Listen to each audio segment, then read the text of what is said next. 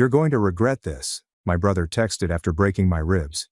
Dad said, "Drop the charges," but I replied, "I'm not lying for anyone."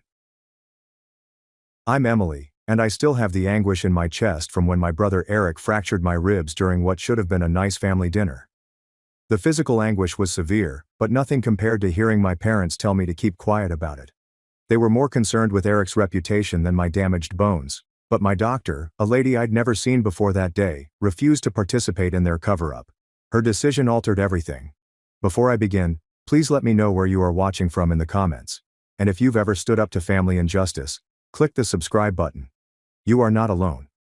Growing up in Oak Ridge, Michigan, was not the idyllic childhood depicted on television commercials. Our town had just about 15,000 residents, the kind of community where everyone knew each other's business and appearances were more important than practically anything else.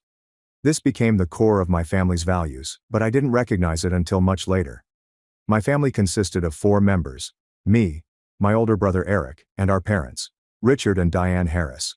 From the outside, we appeared to be the picture-perfect American family.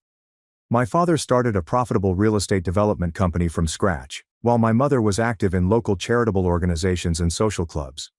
We resided in a large colonial house in the most affluent district in town. We went to church on Sundays, took family trips twice a year, and our Christmas cards featured professional photo shoots that my mother spent weeks preparing. But inside our home, the reality was extremely different, especially for my brother Eric. Eric is older than me, and from my earliest memories, he had what my parents described as a bit of a temper. This bit of a temper meant that when we were kids, Dad would frequently smash my toys when he got furious. My grandmother had given me a collection of porcelain dolls, and Eric smashed 3 of them during tantrums. My parents would always buy me a replacement and explain that your brother has strong emotions. As we grew older, Eric's violence shifted from smashing my possessions to breaking my spirit. He would insult me, call me stupid, and attack my appearance. When I complained to my parents, they would shrug their heads and say it was just siblings being siblings. My mother would stroke my hand and say, "That's just how brothers and sisters interact, Emily. You need to develop thicker skin." Throughout our upbringing, it became evident that Eric was our favorite. When I received straight A's, my accomplishment was recognized with a simple, "Good job." But when Eric managed to get a B- in a class where he was failing, my parents would take us all out to celebrate at the best restaurant in town. When I was accepted to the University of Michigan with a partial scholarship, my parents nodded in approval. When Eric was accepted into Michigan State after my father made a significant donation to their business school, they threw him a party and invited the entire neighborhood. Despite everything, I strove hard to be the ideal daughter. I chose to study medicine despite the fact that I like art more. My high school art teacher thought my watercolor paintings were quite impressive and urged me to apply to art schools. But my father dismissed the notion, calling it an expensive hobby rather than a profession. So I put down my paintbrushes and picked up a textbook instead. My parents prioritized our family's social standing in the community. My father's business was mainly based on his reputation and contacts. He served on the board of the local Chamber of Commerce, supported Little League teams, and ensured that his charity contributions were constantly reported in the local newspaper. My mother was president of the Garden Club, and she organized the annual charity ball to benefit the Children's Hospital. We weren't just residents of Oak Ridge. We were community pillars.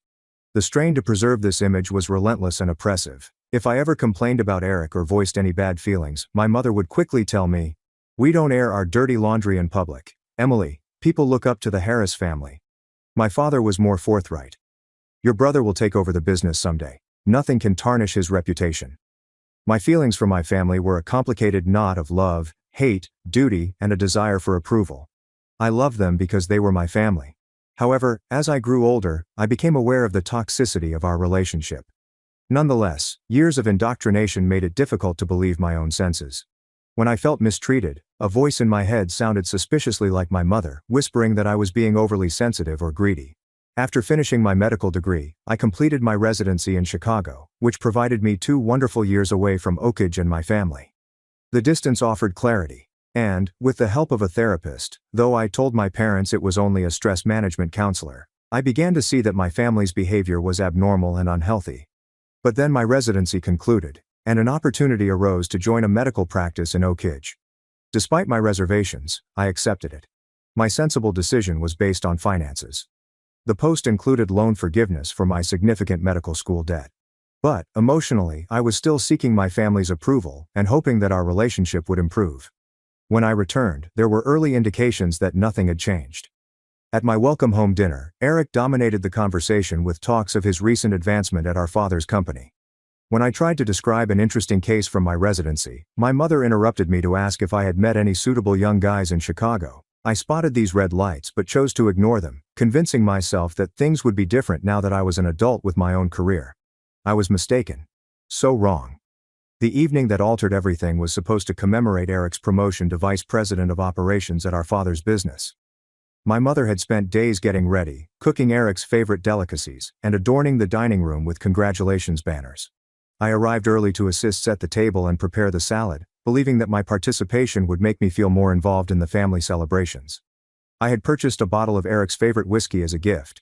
Even though I was pushing my budget that month due to the costs of moving into my new apartment, I wanted this evening to go well. I wanted to think that as adults, we could be a regular, loving family. The evening began well enough. My father opened an expensive bottle of wine, while my mother served her famous beef Wellington. Eric appeared to be in good spirits, taking compliments on his new role with his usual confidence that bordered on arrogance. He was already on his second glass of whiskey when we sat down to supper, which was not unusual for him. "To Eric," said my father, raising his glass. "Following in my footsteps and exceeding even my expectations. Harris Development will be in good hands with you at the helm someday." We all clinked glasses, and I added my own congrats. "The company's lucky to have you, Eric.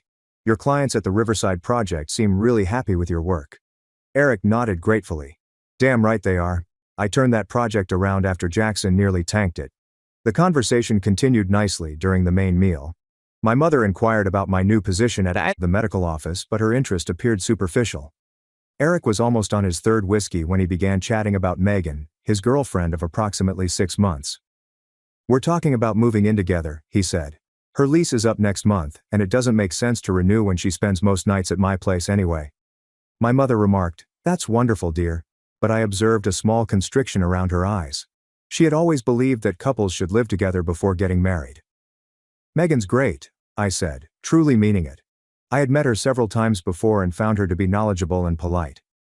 She mentioned last time I saw her that she's hoping we'll come to her family's lake house this summer. Eric's expression darkened slightly. "When did you talk to Megan?" "We ran into each other at the grocery store last week," I replied. "We chatted for a few minutes. She's really nice." "What else did she say?" Eric's tone had sharpened. I shrugged, not understanding his sudden attitude change. "Nothing much. She mentioned something about your dad's fishing boat needing repairs before you visit." "She should keep her mouth shut about my family," Eric snarled, interrupting me. The table went silent. My mother looked down at her plate, while my father cleared his throat uneasily. "Eric," I spoke gently. "She didn't say anything bad. She was just making conversation. Last month she had the nerve to say our family is intense," Eric continued, his voice rising. "Like her family is so perfect, with her alcoholic uncle and shoplifting sister." "I'm sure she didn't mean anything by it," my mother said, plainly attempting to calm the situation. But Eric was not listening. The drink had lessened his inhibitions, and he was preoccupied with perceived criticism. "And now she's talking about us to you behind my back." "It wasn't like that at all," I insisted. "It was just friendly conversation, right?" Eric scoffed. "Always so perfect, aren't you, Emily? The doctor, the good daughter. Everyone's favorite." I nearly smiled at the irony of his labeling me his favorite, but I knew better than to bring out the obvious. "Eric, I think you're misunderstanding." "Don't tell me what I understand." He slapped his glass down, splattering whiskey on the white tablecloth. My mother flinched and said nothing. My father has finally spoken up. "Son, let's dial it back. This is supposed to be a celebration." Eric rose abruptly, his chair scraping noisily across the hardwood floor. "I need some air." He stormed out of the dining room and towards the kitchen. After an awkward pause, my mother suggested we go to dessert. I offered to help clear the plates, using it as an excuse to check on Eric and perhaps make things better. I discovered him in the kitchen, pouring another hefty serving of whiskey. "Eric, I'm sorry if I upset you," I replied quietly, setting the stack of dinner dishes on the counter. "That wasn't my intention." He turned to me, his eyes bloodshot. "You always do this, acting all innocent while stirring up trouble." "That's not fair," I complained. "I was just making conversation about Megan. I like her." Well, keep your nose out of my relationship, he said abruptly. And stop trying to buddy up to my girlfriend to get dirt on me. That's not what happened at all, I responded, my irritation mounting. Why would I do that? Because you've always been jealous of me, he explained, taking a step closer. Dad's company, mom's attention, everything. You can't stand that I'm successful while you're still paying off student loans. His remarks wounded because they were so contrary from truth. It was such a total reversal of our family dynamic that I couldn't help but giggle in surprise. Are you serious? Right now? That chuckle sounded like gasoline. Eric's face was distorted with wrath. Don't you dare laugh at me. Before I could react, he pushed me hard. I fell backward, the small of my back striking the sharp corner of the granite kitchen island. The hit knocked the wind out of me and caused a horrible split in my rib cage. My torso erupted with pain as I slumped to the floor, panting for air. My parents rushed into the kitchen in response to the ruckus. My mother shouted when she noticed me on the floor. My father froze in the doorway. What happened? My mother asked, glancing between Eric and myself. She fell, Eric exclaimed quickly. She tripped. I couldn't speak through my pain. Could barely breathe. Each attempt to inhale shot sharp shards of pain through my chest. My mom knelt beside me. Emily, can you get up, honey? My father eventually moved, drawing Eric away. What did you do? He hissed. Nothing. She's faking it, Eric asserted, despite the little trembling in his voice indicating that even he knew this was not true. I was able to sit up with the help of my mother, despite the fact that the movement caused me to cry in pain. He pushed me, I eventually exclaimed. I hit the counter. My mother's look shifted between concern and something else. Calculation. I'm sure it was an accident, she answered calmly. Eric wouldn't deliberately hurt you. But he did. And this was not the first time, just the most serious. I think I need to go to the hospital, I said, taking weak breaths. It hurts to breathe. Let's not overreact, my father murmured as he stepped forward. Take some ibuprofen and rest. If it's still bad tomorrow, we can reassess. I couldn't believe what I heard.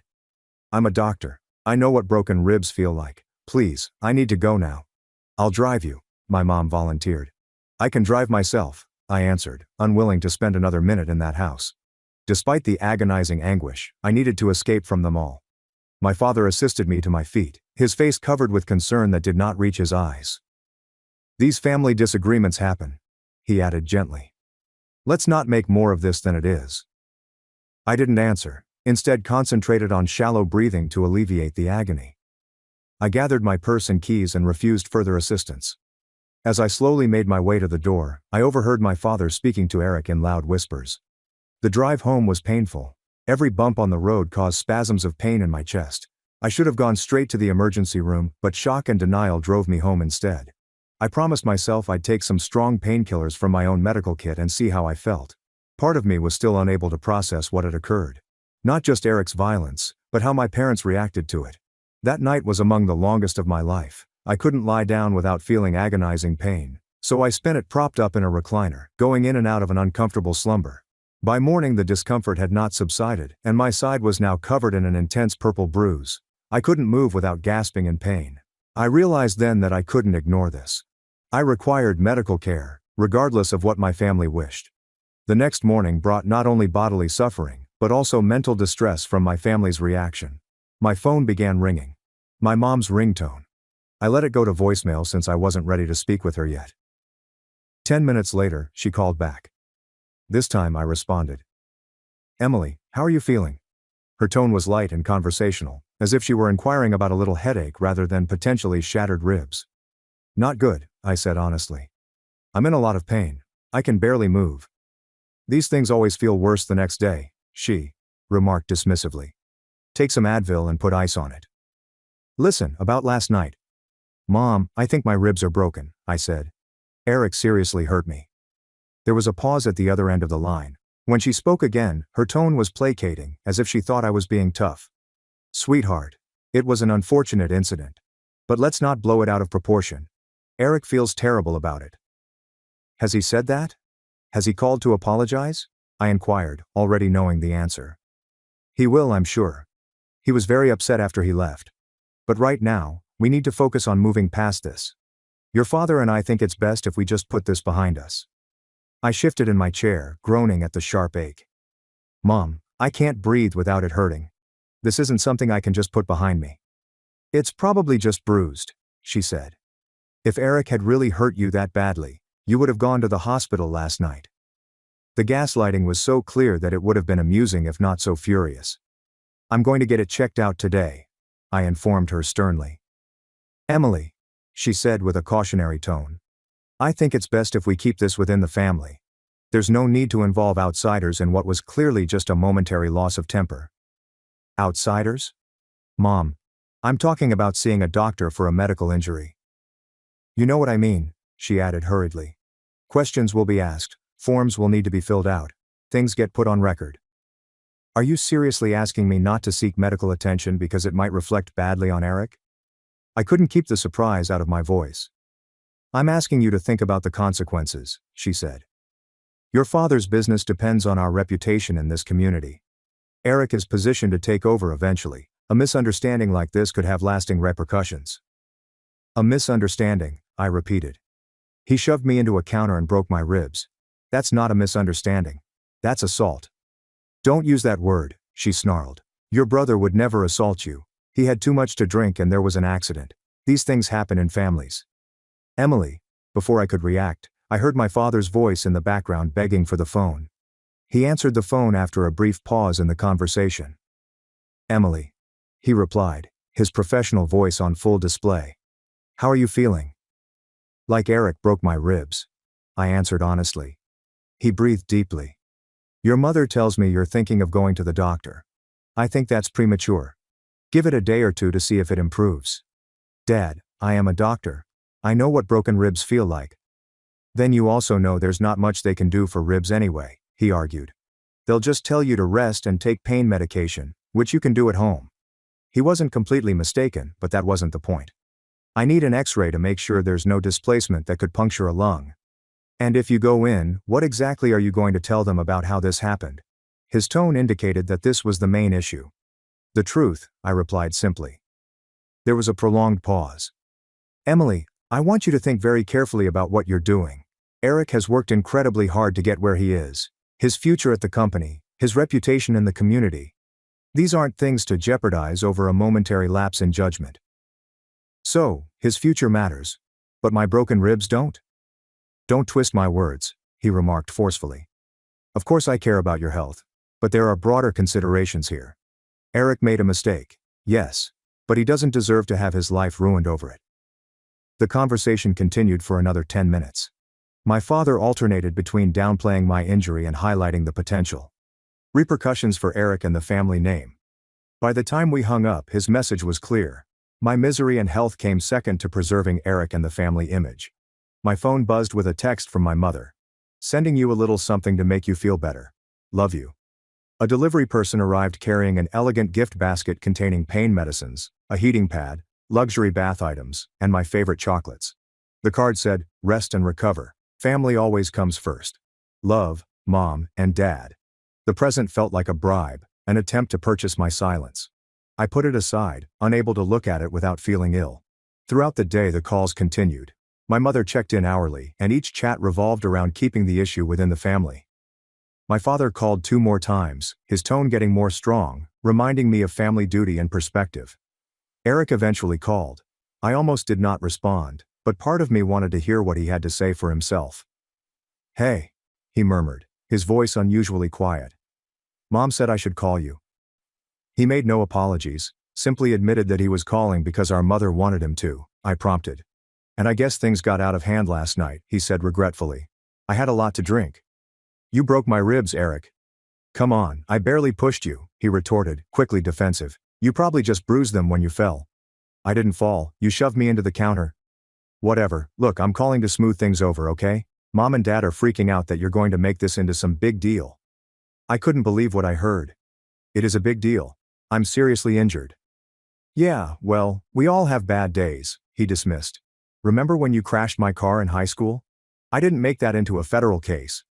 The parallel was so ludicrous that I couldn't even think of a response. A juvenile offender incident and a grown man physically beating his sister were not remotely similar. Eric, I have to go, I finally said. I have a doctor's appointment. Emily, don't be stupid, he yelled, his conciliatory tone fading. You're going to regret it if you blow this up. Was it a threat? I hung up without saying anything, my hands quivering with pain, fury, and astonishment. I contacted Rachel, one of the few people from high school with whom I had maintained a close relationship. She had returned to Oakridge after her divorce and was now working as a teacher at our former school. When I told her what had happened, her reply was exactly how my family should have been. Oh my God, Steph. That's terrible. Do you want me to take you to the hospital right now? Her sincere compassion brought me to tears. I have an appointment with a primary care doctor. Dr. Hayes. She had an opening. I'm coming with you, Rachel insisted. No arguments. Text me the address and time. You don't have to do that, I protested weakly, while a part of me urgently desired the support. Yes, I absolutely do, she replied forcefully. And afterward, you're coming to stay with me. You shouldn't be alone right now. By the time my visit arrived, the agony had been so bad that even the prescription-strength ibuprofen I had was ineffective. Every breath was torture, and I had developed a serious shortness of breath. I knew I couldn't put this off any longer, no matter how much pressure my family put on me. As Rachel drove me to the appointment, my phone lit up with calls and texts from my parents. Every communication had the same theme: silence, discretion, and family loyalty. But with each mile closer to medical care, I felt a stronger resolve. This wasn't correct. And, for the first time in my life, I refused to put my family's wants ahead of my own. The medical office was located in a contemporary facility on the outskirts of Oakridge, far enough from the town center that I was unlikely to encounter anyone my parents knew. Rachel assisted me from the car and supported me as we slowly made our way inside. When the receptionist noticed me wincing with each delicate step, she became concerned. Dr. Hayes will be with you shortly, she promised me after I had completed the intake forms, intentionally leaving blank the portion asking how the injury occurred. I did not have to wait long, as the receptionist had promised.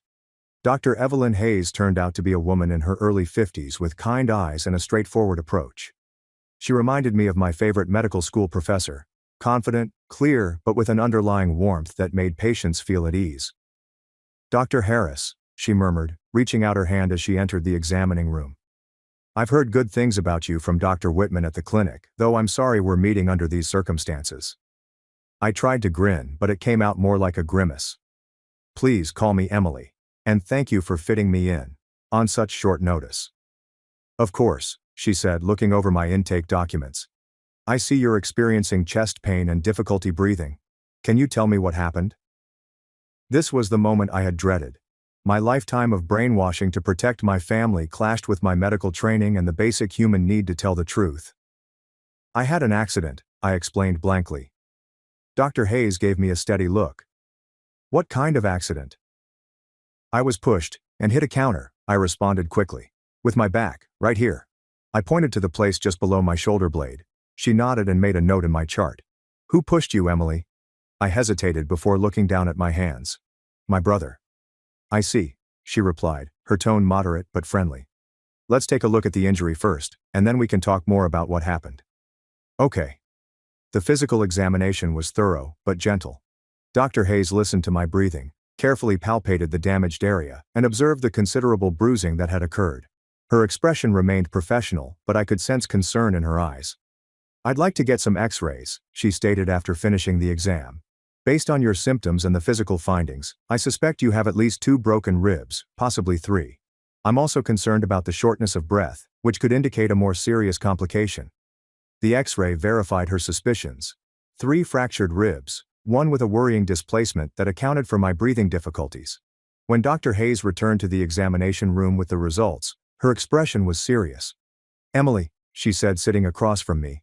These are significant injuries. The displacement of your 7th rib could potentially cause a pneumothorax, a collapsed lung, if not properly monitored and treated. I'm going to prescribe appropriate pain medication and give you specific care instructions, but I need to ask you some more questions about how this happened. I nodded as a lump formed in my throat. You said your brother pushed you, she said gently. Was this an accident during play, or was it deliberate? It was deliberate, I said, my voice barely above a whisper. He was angry. He'd been drinking. Has anything like this happened before? I remembered all the times Eric had inadvertently wounded me growing up. The shoves that were too hard to be playful. The arm grabs that left fingerprint bruises. The times he'd thrown things at me in fury. Not this seriously, I finally said. But yes. He has a history of being physical when he's angry. Dr. Hayes nodded, her expression kind yet stern. And how have your family members responded to this incident? The dam broke. Perhaps it was the pain medication starting to work, or the simple satisfaction of finally speaking with someone who appeared genuinely concerned. But I found myself telling Dr. Hayes everything. Eric's attack, my parents' indifferent response, their pressure to keep silent, and their emphasis on the family's prestige above my well-being. They sent me a gift basket, I murmured, letting out a hollow laugh that sent pain through my chest. Like chocolates and bath bombs could make up for broken ribs. And the fact that they care more about how this affects Eric than how it affects me. Dr. Hayes listened without interruption, occasionally taking notes. When I eventually fell silent, she set down her pen and stared directly at me.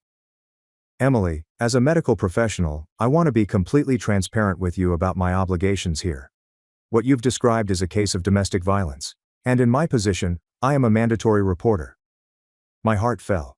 What does that mean exactly? It means that I am legally required to report incidents of suspected abuse to the appropriate authorities, she said with humor. In this case, that would mean filing a report with the police. Panic surged through my chest, competing with the pain in my ribs. You can't do that. My family would. I trailed off, realizing how telling my initial reaction was. What? Dr. Hayes asked gently. Be angry? Cut you off? Continue to prioritize your brother's reputation over your safety?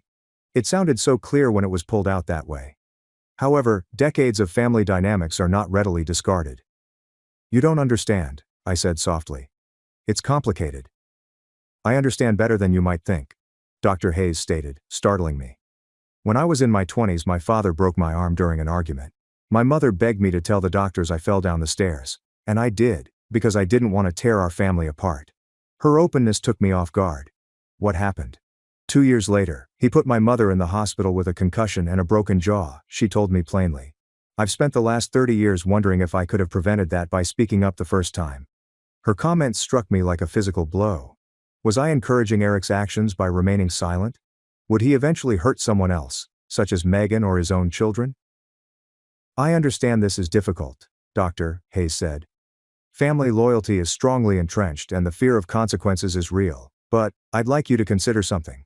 If one of your patients came to you with these same injuries and tale, what would you tell them to do? I knew the answer right away. As a doctor, I would strongly encourage them to report it, prioritize their protection, recognize the indications of an abusive relationship, but applying that criteria to myself seemed unthinkable.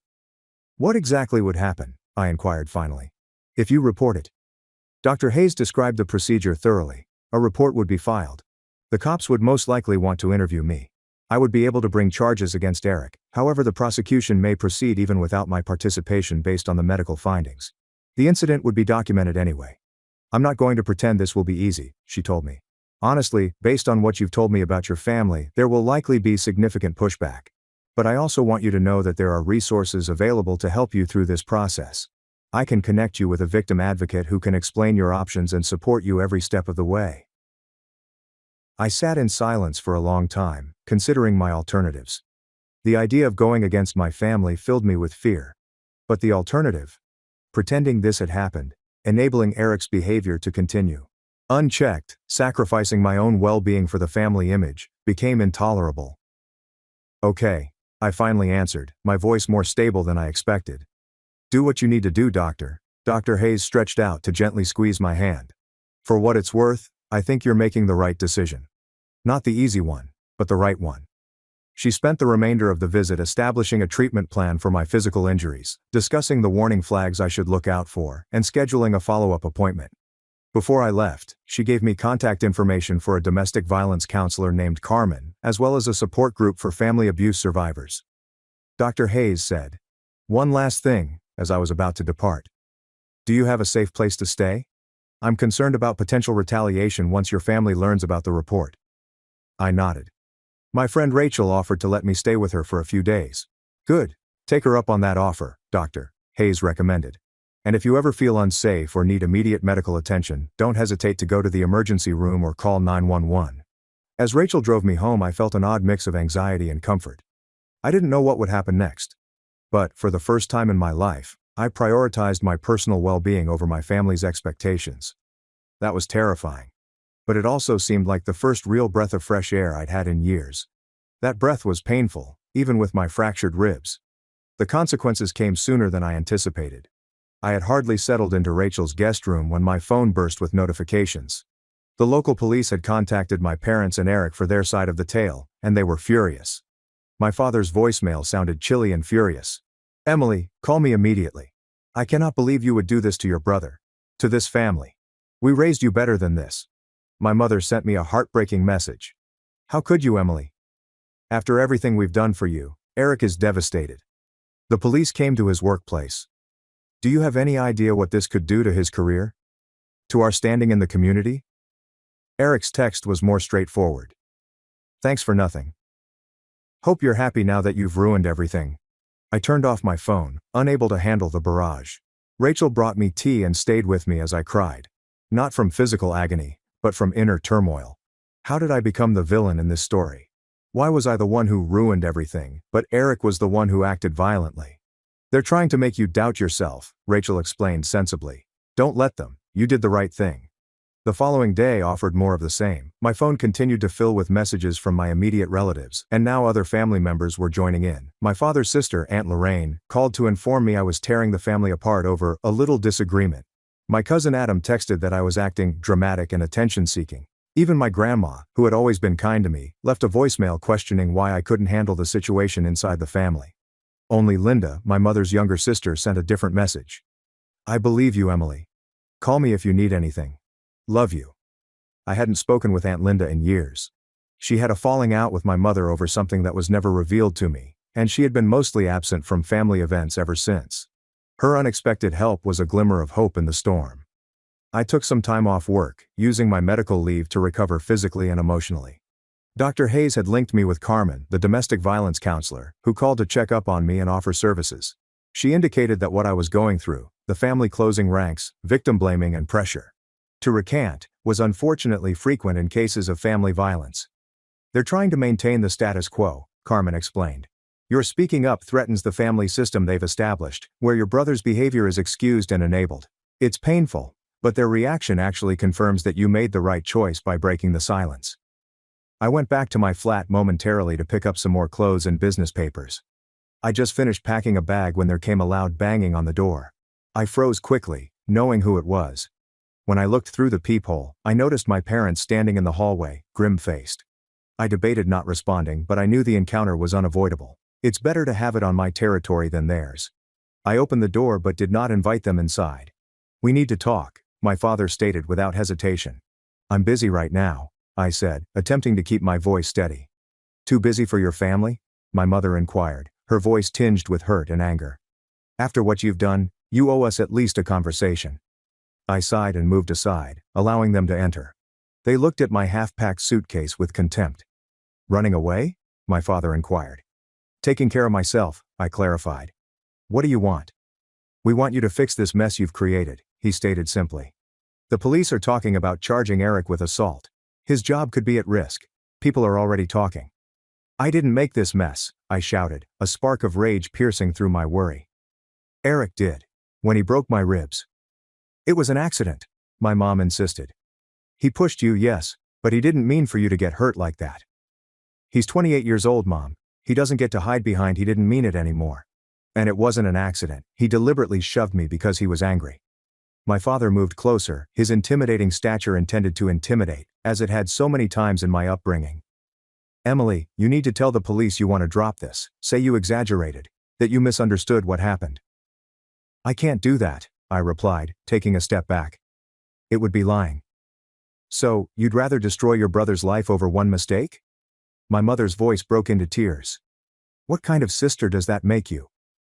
What kind of brother breaks his sister's ribs and then calls her a barchar for seeking medical help?" I laughed. "What kind of parents care more about their son's reputation than their daughter's safety?" My father's face clouded with rage. "That's enough. We have always protected both of you. Everything we've done has been for this family." "No," I answered, my realization solidifying as I spoke. "Everything you've done has been for the family image, for Eric, never for me." "That's not true," my mother argued. "We put you through medical school because it looked good to have a doctor in the family," I said in kind. "Not because you cared about what I wanted. I wanted to study art, remember? You both laughed at the idea." My father rejected it with a wave of his hand. "This isn't about ancient history. This is about what you're doing right now, which is betraying your family." "I'm not betraying anyone. I'm standing up for myself, maybe for the first time." The conversation went in circles, with my parents alternately guilt-tripping, threatening, and even attempting to get me to retract my story. When it became evident that I would not budge, my father used his final card. "If you go through with this, you're on your own," he stated coldly. "Financially, emotionally, in every way. Is that what you want? To lose your family over this?" The danger should have scared me. In many respects, it did. But beneath the terror was an unusual sense of clarity. "I lost my family the moment you chose to protect Eric instead of me," I explained sadly. "Maybe I never really had one to begin with." My mother started crying in earnest, and my father's face turned stone. "You'll regret this," he finally said.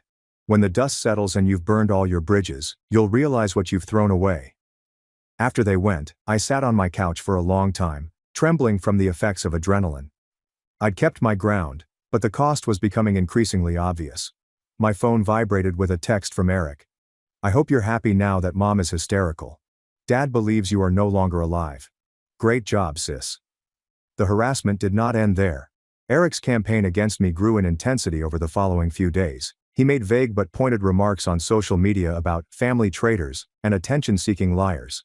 He called mutual acquaintances and told them his side of the event, portraying me as unstable and nasty.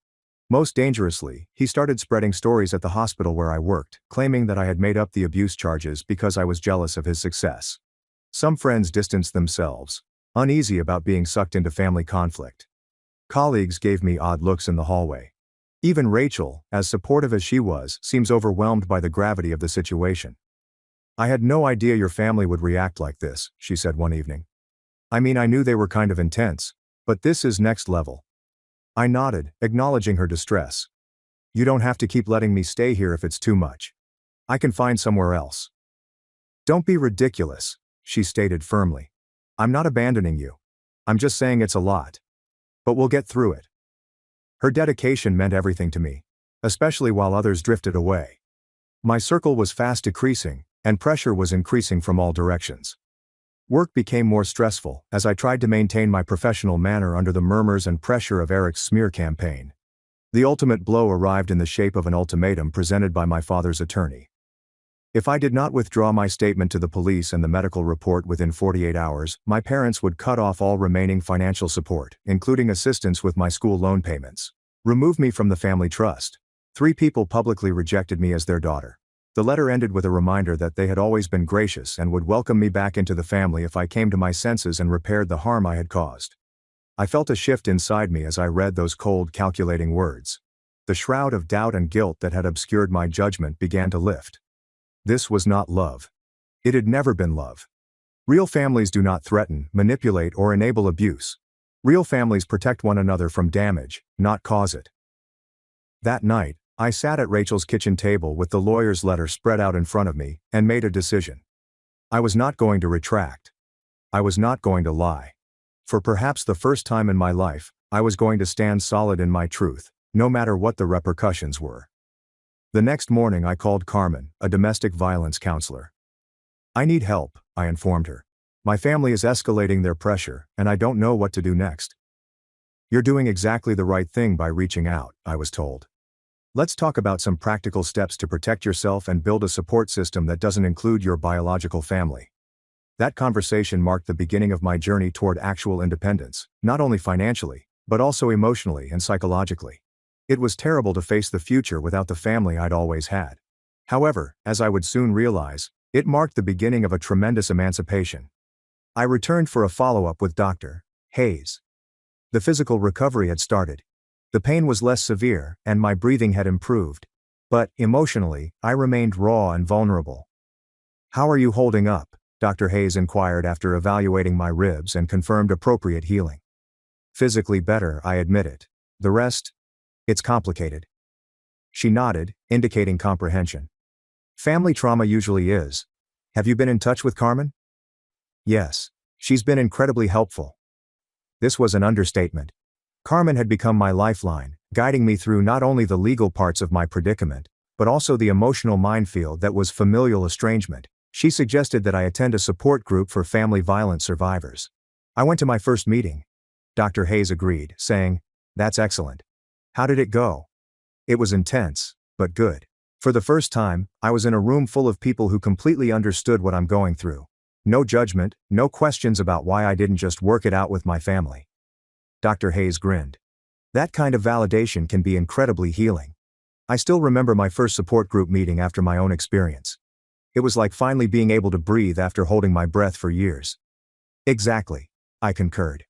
One woman there, Naomi, had a similar experience with her older sister. Her parents also chose the abuser over her. Hearing her story made me feel less alone, less crazy for standing my ground. "You're definitely not crazy," Dr. Hayes informed me. "What you're doing takes tremendous courage. Not many people have the strength to break generational patterns of abuse and enablement." Our topic went to my physical recuperation and preparations to return to work. Before I departed, Dr. Hayes gave me a card. "I don't normally do this with patients, but given the circumstances, I want you to have my personal cell number.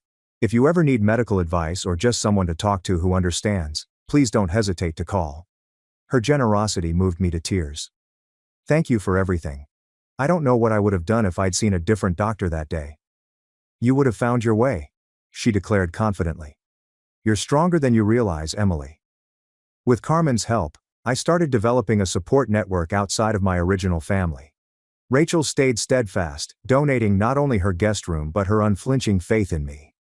Naomi from the support group became a friend, and our shared experiences formed an instant bond. And to my astonishment, my Aunt Linda contacted me again.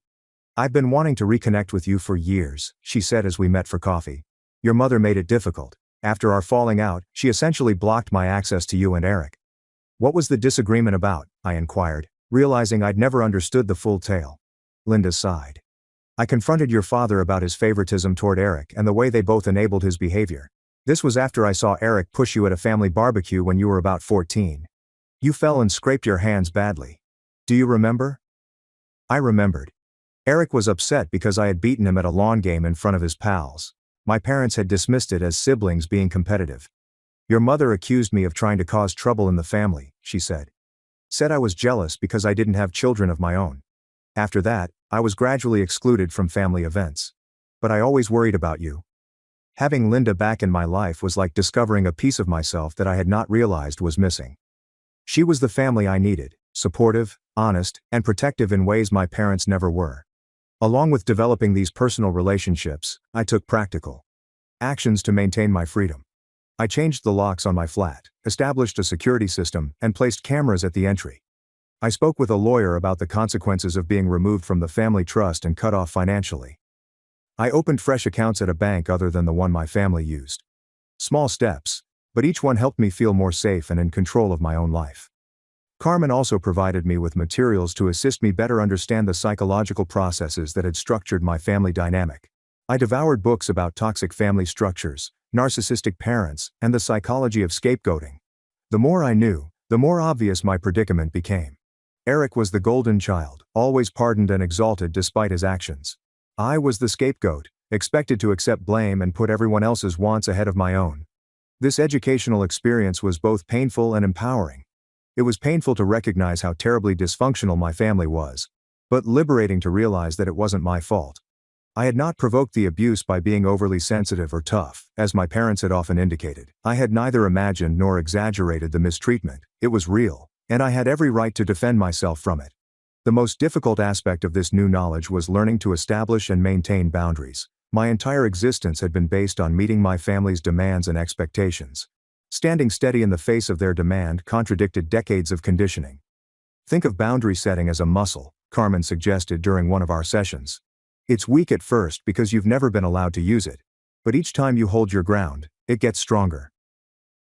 I practiced little acts of boundary setting on a daily basis, such as not responding to every call or text from my parents right away, refusing to engage when they tried to guilt or manipulate me, and correcting disinformation when common acquaintances repeated Eric's version of events. Each small act of self-advocacy increased my confidence for larger confrontations. The police investigation into the incident proceeded, and a prosecutor eventually decided to charge Eric with domestic abuse, despite my parents' efforts to intervene. Eric obtained an expensive attorney and pled not guilty, paving the way for a possible trial in which I would have to testify against him. The prospect was terrible, but I was determined to get through it. Despite all of this, I was surprised to find an unexpected sense of tranquility blossoming alongside the chaos. For so long, I had distorted myself to meet my family's expectations, ignoring my own needs and perspectives in order to maintain unity. Despite the exterior commotion, I was experiencing an interior alignment that I had never felt before. My ideas, feelings and actions were finally aligned. I was living my truth, as difficult as it was. My support group provided a safe place for me to discuss my anxieties and questions without being judged. During one especially difficult session, after receiving a caustic email from my father, I broke down. "Sometimes I wonder if it would have been easier to just stay silent," I said through tears. "To just take the pain and keep the peace like I always have." "Easier in the short term maybe," Naomi answered gently. "But that kind of silence eats away at your soul. Trust me, I tried it for years." Margot, an older woman, nodded in accord. "I stayed silent about my brother's abuse for 40 years. By the time I finally spoke up, I'd lost myself so completely, I didn't know who I was anymore. You're doing the hard work now, but you're saving yourself decades of invisible pain." Their comments lingered with me as a talisman against the uncertainty that occasionally crept in during weak moments. I'm doing the hard job now. I was stopping a cycle that may have lasted for generations. I was choosing truth over convenient lies, health over dysfunction, and reality over delusion. I felt well enough to move back to my own apartment full-time. Rachel assisted me in saving the space, a ceremonial scrubbing she swore by, and we moved the furnishings to make a fresh start. My parents' gift basket had long since been donated to a women's shelter, eliminating a symbol of their deceptive support. That night, alone in my own space for the first time since everything had happened, I took out my watercolors, which had been unused since college, and began painting.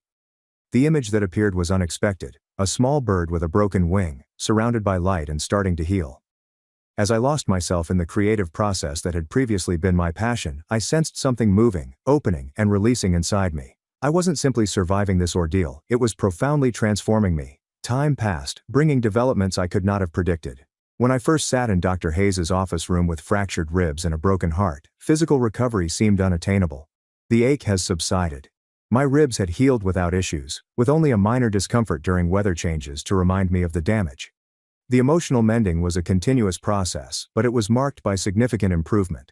I had moved to a different neighborhood, a little but significant step toward restoring my independence. My new apartment was brighter, with huge windows that let in plenty of natural light and a spare bedroom that I'd converted into an art studio. Paintings in various stages of completion adorned the walls, demonstrating my rekindled passion for creating. Throughout these months, my family situation has changed in painful but essential ways.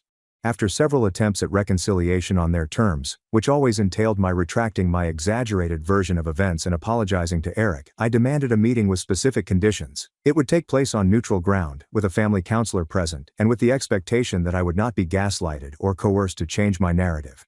Surprisingly, they agreed. Perhaps they believed they could still persuade me in person. Perhaps they were experiencing the social implications of our separation in a culture where appearance was so important. The conference was held at the counselor's office on a cool autumn afternoon. My parents arrived impeccably dressed, as if for church, their emotions a delicate balance of concern and reserve. Eric arrived separately, his typical confidence tempered by the ongoing court case against him, which had been delayed due to procedural reasons. Dr. Collins, our counselor, established ground rules for our conversation. No interrupting, no name-calling, and the use of I statements instead of accusations. My parents nodded agreeably, but I could sense their dissatisfaction with what they probably saw as excessive formality. "Emily," Dr. Collins said, "would you like to start by sharing what you hope to achieve from today's meeting?" I took a deep breath and centered myself like I had practiced. I want clarity and honesty about what happened, and what happens next. I want acknowledgement of the harm that was done to me, both by Eric's actions and by the response to them. And I want to establish boundaries for any future relationship we might have. My mother had a tiny scowl at the word borders but stayed silent. My father shuffled in his seat, already uneasy about the course of the conversation.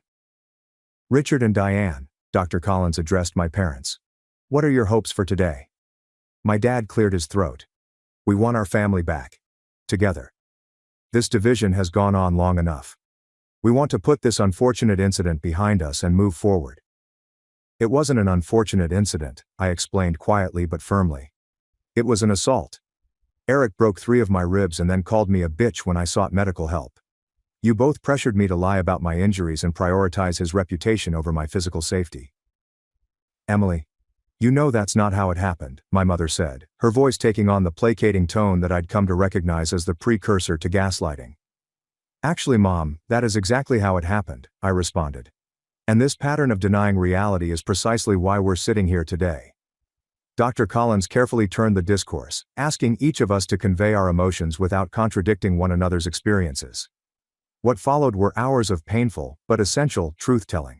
My parents continued to minimize and deflect, albeit with less determination than previously. Eric apologized superficially, focusing on the inconvenience the issue had given him rather than the pain he had perpetrated. I'm sorry things got out of hand, he muttered, without meeting my gaze. I never meant for you to get seriously hurt. But you have to admit, going to the police was an extreme reaction. Was it? I inquired, keeping my cool despite the wrath simmering beneath the surface. If a stranger had broken my ribs, would reporting it be extreme? Why should you be held to a lower standard of behavior because we're related? He had no decent response for that. By the end of the session, it was evident that, while my family wanted me back, they were unable to admit the dysfunction that had caused our estrangement. They sought reconciliation without accountability. Forgiveness without change. As we were about to leave, my father made one final appeal. Emily, we miss you. Despite everything, we're still your family. No one will ever love you like we do. I took a hard look at him. Possibly for the first time. That's the problem, Dad. The way you love is conditional and harmful. I deserve better. We all do. Walking out of that office, I felt an unanticipated lightness. I had confronted my greatest fear, permanent isolation from my family, and discovered that it was not as frightening as I had thought. In fact, the notion of continuing to accept their definition of love felt even more terrifying than establishing a life without them. In the years that followed, I had little contact with my parents, just sending SMS and making brief phone calls with strong restrictions in place. Eric and I had no direct communication, save for obligatory legal interactions. His case eventually resulted in a plea agreement, a misdemeanor charge with probation, and mandatory anger management sessions. It was less than he deserved, but it required more accountability than he had ever confronted. Professionally, my life took an unexpected turn. The boldness I gained from standing up to my family turned into more confidence at work. I advocated more effectively for my patients, especially those who showed evidence of abuse or neglect.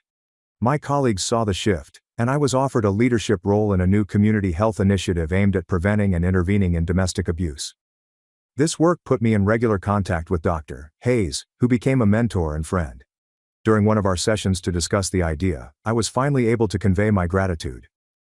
I wrote you a letter, I explained, handing her the envelope. To thank you for what you did that day.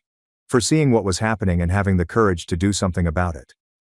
She accepted the letter with a friendly grin. I was just doing my job, Emily. No, I said, shaking my head.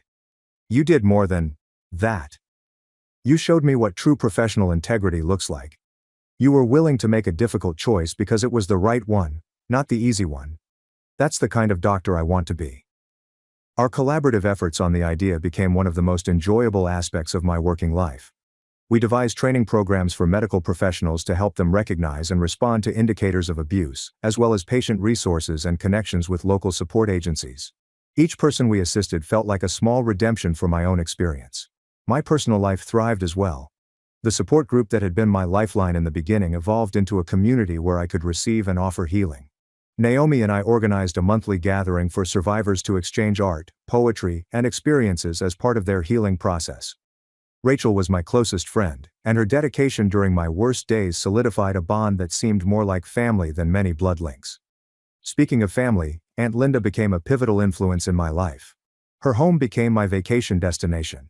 Her knowledge guides her through the difficult emotions of starting a new family after the previous one failed. Through her, I reconnected with cousins I'd scarcely known growing up, establishing relationships free of the dynamics that had poisoned my own family.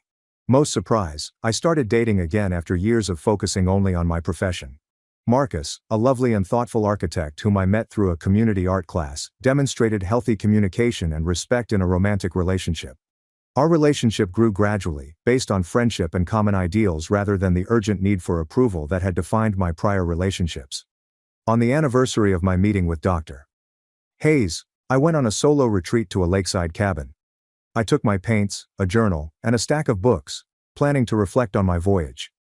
I sat on the dock at sunset, watching the light play across the sea, and wrote in my journal. A year ago today, I was broken in more ways than I realized. My ribs were broken, but so was my sense of self, my understanding of love, and my faith in my own judgment. I felt telling the truth would ruin me. That I couldn't live without the family that had both shaped and twisted me. I was mistaken. The truth did not ruin me. It made me stronger than before. I discovered that genuine love does not necessitate quiet about abuse. Real family, whether by blood or by choice, pushes you up rather than dragging you down. True strength is not suffering mistreatment, it is having the fortitude to say no more. I'm not sure what the future holds. My relationship with my parents is complicated and limited. Eric and I may never reconcile. There are still days of pain and uncertainty. But for the first time in my life, I'm laying a foundation founded on truth rather than deception. Instead of obligation, focus on true connection. Focusing on self-respect rather than self-sacrifice. That seems like victory. That feels like healing. It feels like home. As I write this, I'm wondering how many of you have had similar crossroads in your own families. Have you ever had to choose between peace and the truth? Self-preservation or family loyalty? I would love to hear your stories in the comments section below. If my story has made even one person feel less alone or more empowered to get treatment, then sharing it has been beneficial. Please like this video if it speaks to you. Subscribe for more stories on healing and transformation. Also, share it with someone who may need to hear that they deserve better. Remember that sometimes the family we form is more therapeutic than the one we were born into. Thank you for listening. Take care. Good luck.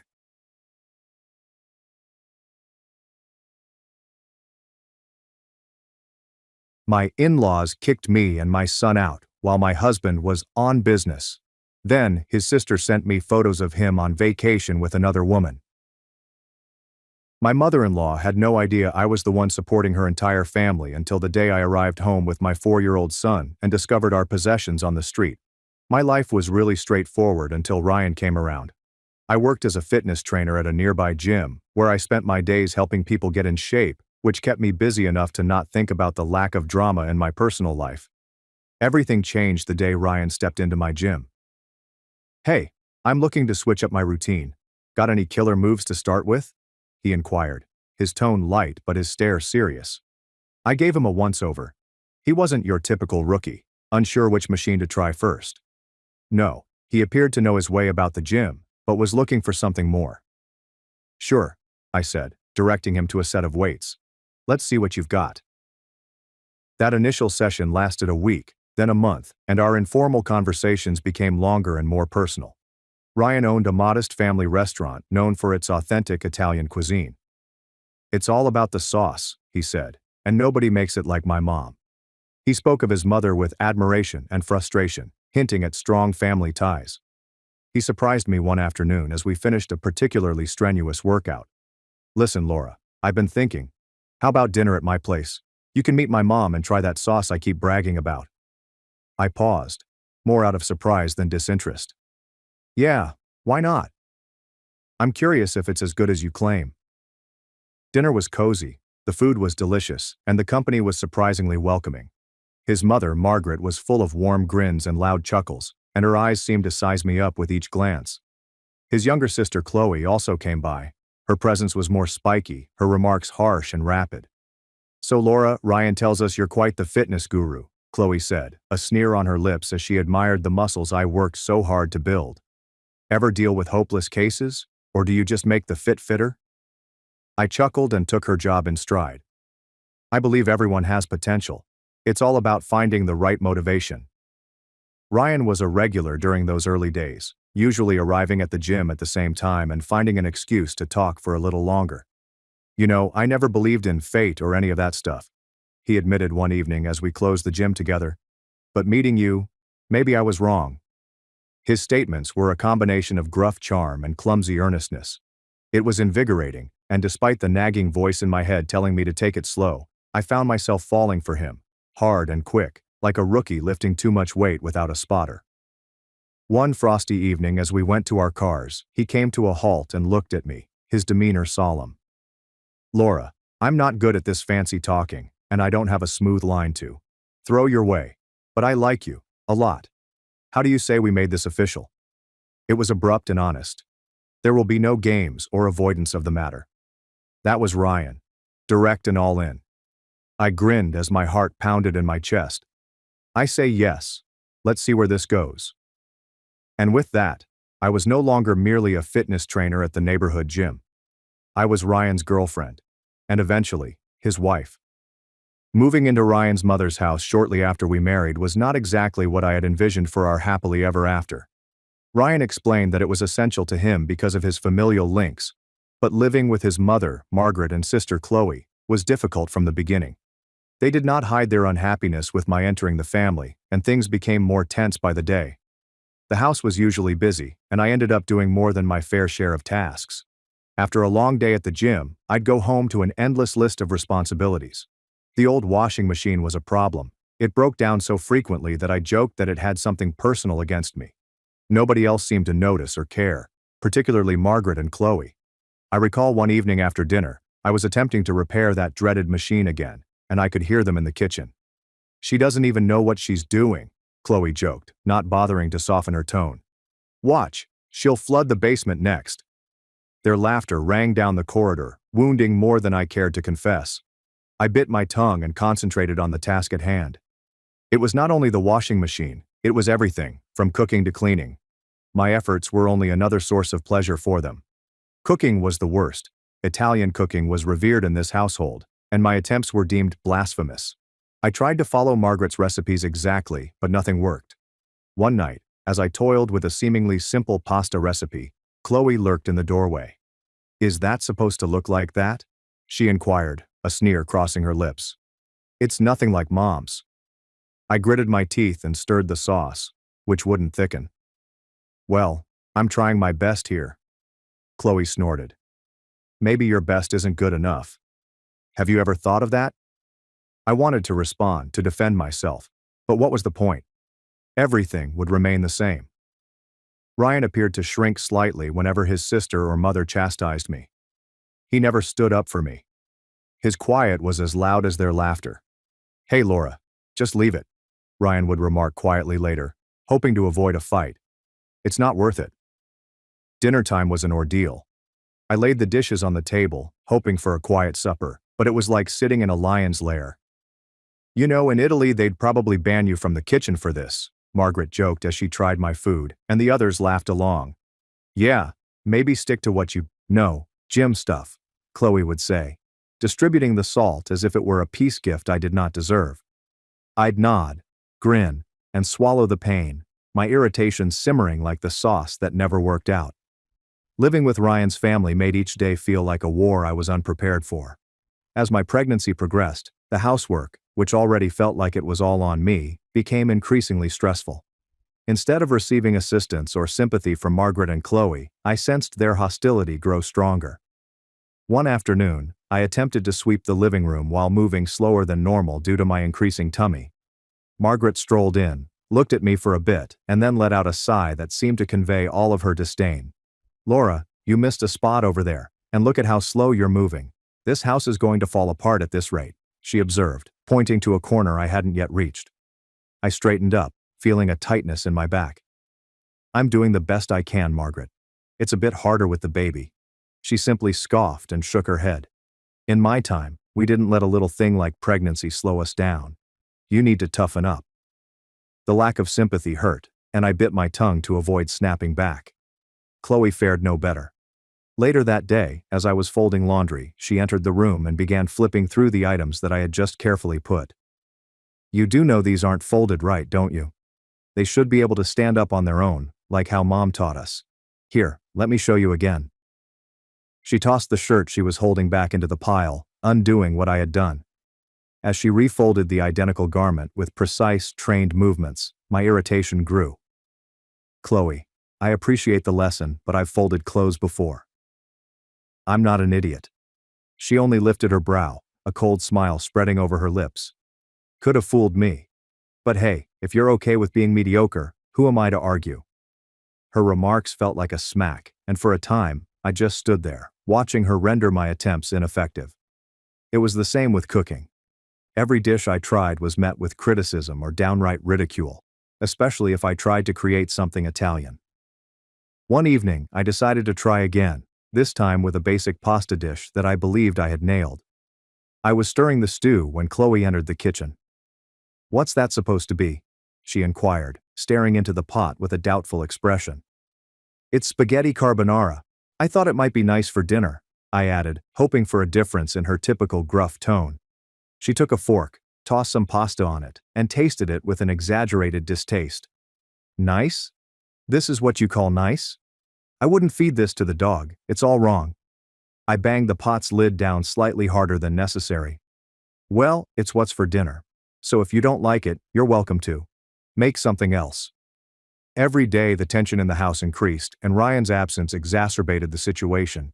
He was constantly at the restaurant, always busy, and when he got home, he avoided any argument. When I attempted to tell him how his sister and mother were treating me, he'd just sigh and say something like, "I know it's tough, Laura, but try to hang in there. They'll warm up to you eventually. Just give it time." After giving birth to my kid, I hoped things would improve, but the reality was quite the contrary. I had gained a significant amount of weight during my pregnancy, which became the new target of their mocking. "Look at how much she's eating," Margaret would say as I attempted to nourish myself through breastfeeding. "Are you feeding a child or a small army?" One day, as I was nursing my kid in the living room, I heard Chloe imitate a cow moo from the kitchen. The music cut through me, bringing tears to my eyes. It was evident that they considered me as nothing more than a cow, a convenience for my son.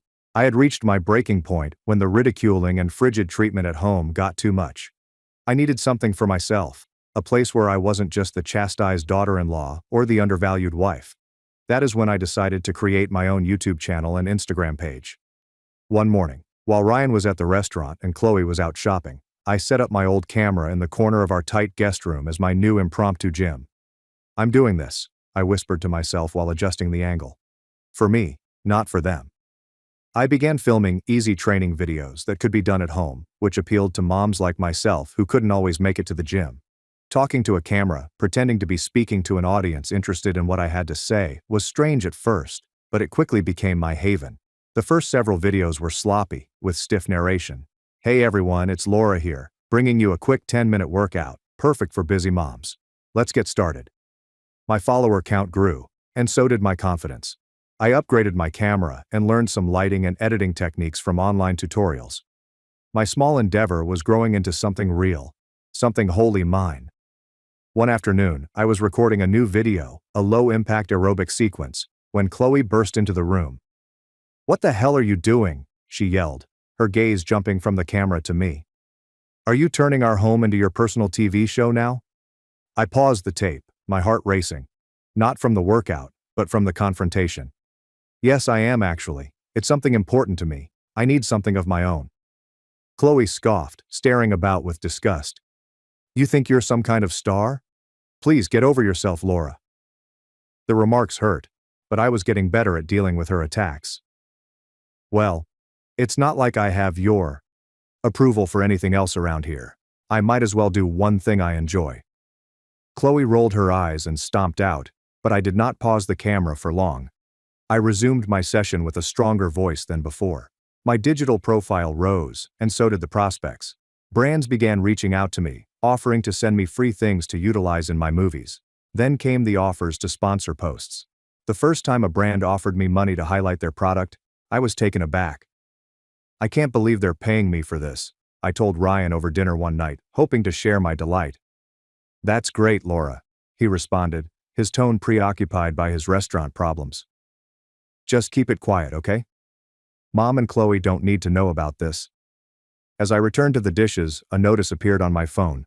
Another comment, another follower, another step away from their disdain and toward something gloriously ordinary, but entirely mine. The response stated, "You're doing amazing, Laura. Thanks for sharing your journey." My channel was no longer just a pastime, it was a thriving company, generating more revenue than Ryan's floundering restaurant. Soon, I began paying him $2,000 each month to cover the house payments, making it appear like his contribution. Despite my accomplishments, Margaret and Chloe continued to treat me as a freeloader. "She does nothing around here, just prances about making her silly videos," Margaret would spit when she thought I was out of earshot. Chloe was no better, echoing her mother's opinions and making her own comments about how I should do more housekeeping, like a real woman. Then Ryan's restaurant had a hard period. He approached me, looking more weary than I had seen him in months. "Laura, the restaurant needs a cash injection badly. Can you help?" His eyes begged. I did not hesitate, depositing $10,000 for what he described as essential developments. He was truly grateful, but it wasn't long before he was asking for more. "Just another $55,000 for the bills this month," he remarked quietly, almost humiliated. I consented because I could afford it, and he was still my son's father, whom he adored. But deep down, I sensed the imbalance deepening. Not just financially, but also in our relationship. Ryan's family home was always tense, but it became unbearable when Chloe married and brought her husband Ethan to live there. The house was full, and any sense of solitude or tranquility I had created for myself and my baby evaporated suddenly. Margaret, never one to mince words, began calling me lazy and a parasite right in my face. "You do nothing around here," she'd say, as I struggled to balance my online business and keeping an eye on my baby. "Just taking up space." It didn't help that Chloe was now expecting her first kid and expressed a need for more space, meaning that my son and I were in the way. "Soon. There'll be another baby in the house, and we can't have freeloaders taking up space," Margaret remarked one evening, her gaze fixed on me. The atmosphere became cooler. And then, as if things couldn't get any worse, Ryan revealed that he needed to leave town for a few weeks to deal with some pressing concerns at his restaurant in another city. He packed up and went, kissing me and our son goodbye, unaware of the storm he was leaving behind. I attempted to keep things normal by taking my son to school and continuing to shoot movies in the park. But the day everything actually went apart seemed like any other, until it wasn't. After picking up my kid from school, we walked home, chatting about his day, only to discover that our belongings, suitcases, bags of clothes, and even my son's toys, were stacked up at the front door. Confused and heartbroken, I answered the doorbell, only to be met by Margaret and Chloe's frigid stares through the window. They opened the door just enough to speak through, but not enough to let us in. "You need to find somewhere else to stay," Margaret stated, her voice stern and uncompromising. "What are you talking about? What about Ryan? What will I tell him?" I asked, my voice rising in dread and anger. Chloe laughed in a nasty, cutting tone. "Tell him whatever you want. He's not here to care, is he?" I tried calling Ryan, but my calls remained unanswered, plunging me deeper into a state of despair and rage. With no other option, I packed our belongings and booked us a room at a nearby hotel. Sitting in that sterile room with my confused and upset son, I felt something shift inside me. This wasn't just a brief respite, it was a forced exile from a life I couldn't bear. I had just finished unpacking our things when my phone vibrated with a new message. It was from Chloe, which was unusual because we rarely spoke directly, especially after the fallout. Her letter was unexpectedly cheerful. "Thought you might want to see what your beloved husband has been up to." It was accompanied by a link. Curiosity piqued, worry tightened in my chest. I clicked the link.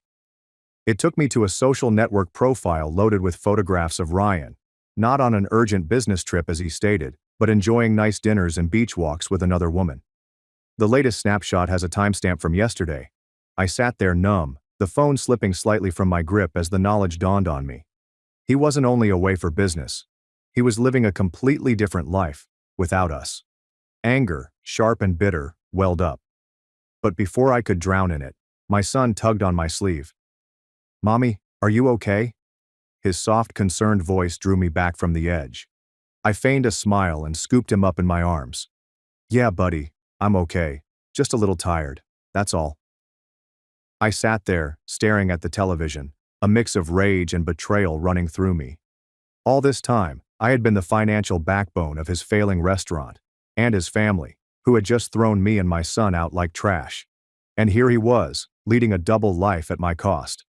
Over the next week, my phone was constantly vibrating with Ryan's calls. When I eventually responded, his voice was slightly concerned. "Laura, where are you guys? I heard about what happened. You should come back. We have bills to sort out, and the restaurant needs more funding." His statements made my blood boil, but I maintained a neutral tone. "Sure, Ryan. We can discuss it. I'll come by tomorrow." "Great. I really think it's best to handle these things in person," he said, relieved. After hanging up, I felt a chilly determination descend over me. He had no idea I knew about his affair, or that I had no intention of being the forgiving wife who paid his debts. Tomorrow's meeting will be pivotal, and I was prepared for it. Dropping up my son at school that morning felt like the quiet before the storm. As I traveled to my mother-in-law Margaret's house, where Ryan, Margaret, and my pregnant sister-in-law Chloe would be waiting, my stomach churned with anxieties and determination. Ryan was clearly relieved, if not delighted, to see me when I arrived, as opposed to Margaret and Chloe, who were dissatisfied. I quickly dug out the divorce papers from my suitcase and presented them to Ryan. His disbelief was evident, and his eyes widened as he examined the paperwork. Margaret and Chloe could not contain their excitement and began to smile, believing they had won. When I addressed them, the smile rapidly disappeared. "Don't be too quick to celebrate. You've been living off my efforts all this time." Ryan's face slumped as he acknowledged to them, "The restaurant isn't doing well. It hasn't been for a long time."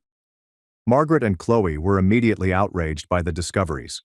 They turned on him, their previous joy replaced by rage as they chastised him for keeping them in the dark and losing what they considered their financial safety net: me. Chloe, always the brash one, scoffed at me. "Well, since Ryan makes less than you, he'll just have to file for alimony. How's that for justice?" Ryan perked up and nodded gleefully, as if this were some kind of perverse win. I nearly chuckled at the stupidity. "That's where you're wrong, Chloe, and Ryan," I said, turning to face them directly. "You won't see a cent for alimony. I know about the affair." His face lost its color. "How did you—" "Your sister sent me everything. Pictures. Dates. Places," I continued, pointing to Chloe, whose face became darker. "Thanks to her, I have all the evidence I need." They then exchanged heated accusations and denials. I let them get lost in their argument for a moment before speaking up again. "I'm also taking back everything I paid for. Every appliance, every piece of furniture." Their argument came to an end as they realized the gravity of the issue. I had previously scheduled movers, and as they began carting away the refrigerator, washing machine, flat-screen TV, and even the beautiful blender I had purchased last Christmas, Margaret and Chloe looked on, their faces streaked with tears and amazement. "You can't do this. We need those things," Margaret exclaimed, her voice breaking. "I did this, and I need them too," I said, my voice firm but not harsh. The movers resumed their job, removing roughly half of what was in their home. As I saw them remove the last of the goods, a weight lifted off my shoulders. I was no longer obligated to this house, these people, or their deception. I returned my gaze to Ryan, who appeared little and forlorn, his hopes for quick money dashed. "Take care of your sister and mother, Ryan. That's your job now," I murmured politely before turning to go. As I walked away, I realized this wasn't just a physical exit. It was my final step out of their deceptive clutches, a step toward regaining my life and ensuring a better future for my son and me. Overall, the divorce was a relief rather than a hardship. I battled for recompense for Ryan's adultery and received alimony for our son. My lawyer handled everything, making the procedure run as smoothly as possible given the circumstances. Ryan's family's lives changed considerably as well. His restaurant, unable to keep open without my financial assistance, eventually went bankrupt. The family house was sold to pay off debts, demonstrating their unsustainable lifestyle. Meanwhile, Margaret and Chloe scrambled to contact me. Their letters were a combination of apologies and requests for assistance, but after everything, I couldn't allow myself to be drawn back into their maelstrom. I immediately blocked their numbers. Chloe's husband abandoned her, and now the entire family, Ryan, his mother, his sister, and her child, is crowded into a small rented apartment. They created this difficult position for themselves. In comparison, life for me and Joey is improving. We've found a comfortable rhythm in our own rented apartment, a snug space that seems more like home every day. My YouTube channel and Instagram page have taken off, resonating with women, particularly new mothers, who are striving to get back into shape. Seeing the beneficial impact of my work has sparked a new idea: launch online fitness courses designed exclusively for postpartum mothers. I'm enthused about the possibilities and the opportunity to assist others who have been in my position.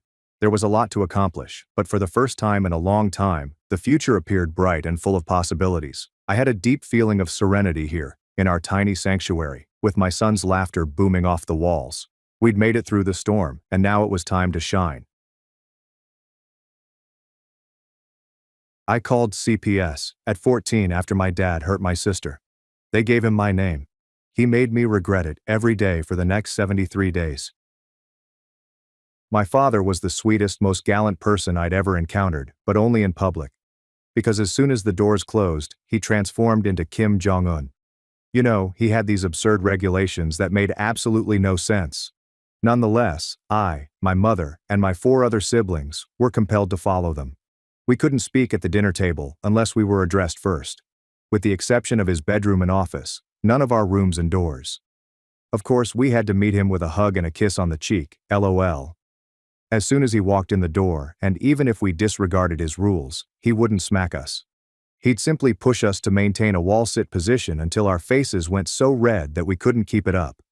Or, if he was in a good mood, he might seat us at the table in front of the entire family. There, we had to deliver a slideshow explaining why we were such disappointments, with at least 10 examples. In addition, each family member had to contribute. But I didn't think it was that horrible, since whenever I brought it up with my mother or siblings, they'd always remark, "At least he doesn't hit us." But there was one rule that he never had to penalize us for breaching, since none of us dared to question it, and that was to never ask about his work, ever. I don't think our mother knew what his profession was, because he worked from home and rarely opened his laptop. Every day, shady businessmen walked in and out of our home. They all looked the same. Eastern European with gold chains around their necks and large dark sunglasses. Sometimes I could hear them laughing, and other times my father would yell instructions at them in a language I didn't understand. All I knew was that it paid the bills, and we never struggled financially. Before I proceed, you should know that I am the second youngest child, with my sister being the youngest. We'll call her Maya. She's 6 years younger than me. Maya was the only one in my family that I liked. During the slideshow punishments, she refused to laugh at me or make me weep. Instead, she would speak as little as possible. She possessed a heart that could not be turned bad.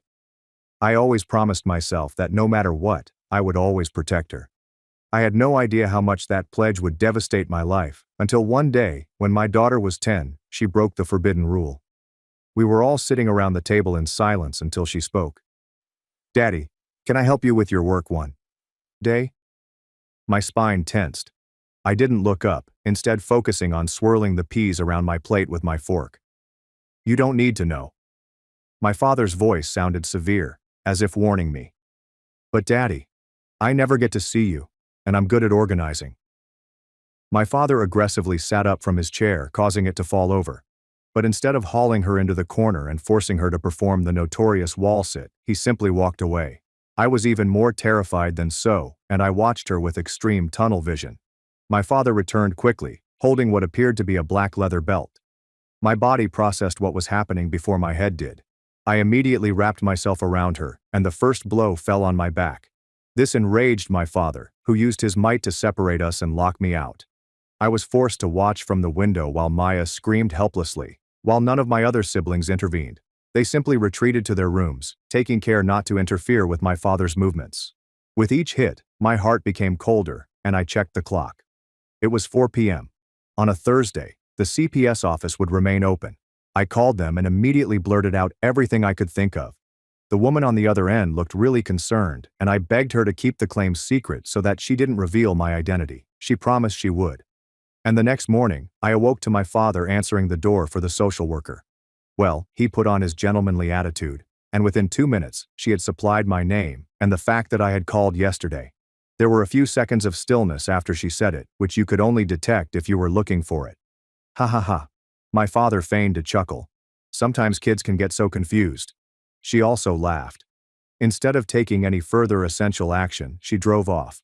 What happened next isn't anything I want to remember or describe. But that night, I cried for hours. My entire body was buzzing with anguish. I believe it was 2 a.m. Maya came to visit me. I expected her to hug me, but instead she muttered, "You shouldn't have betrayed Daddy," before walking away. That was the day my family moved from North Korea to Germany in the 1940s. Maya and I used to break rules together in secret, but suddenly she told me everything. My older brothers began wailing on me when my father was too weary to do it, sometimes simply because they felt like it. And I allowed them.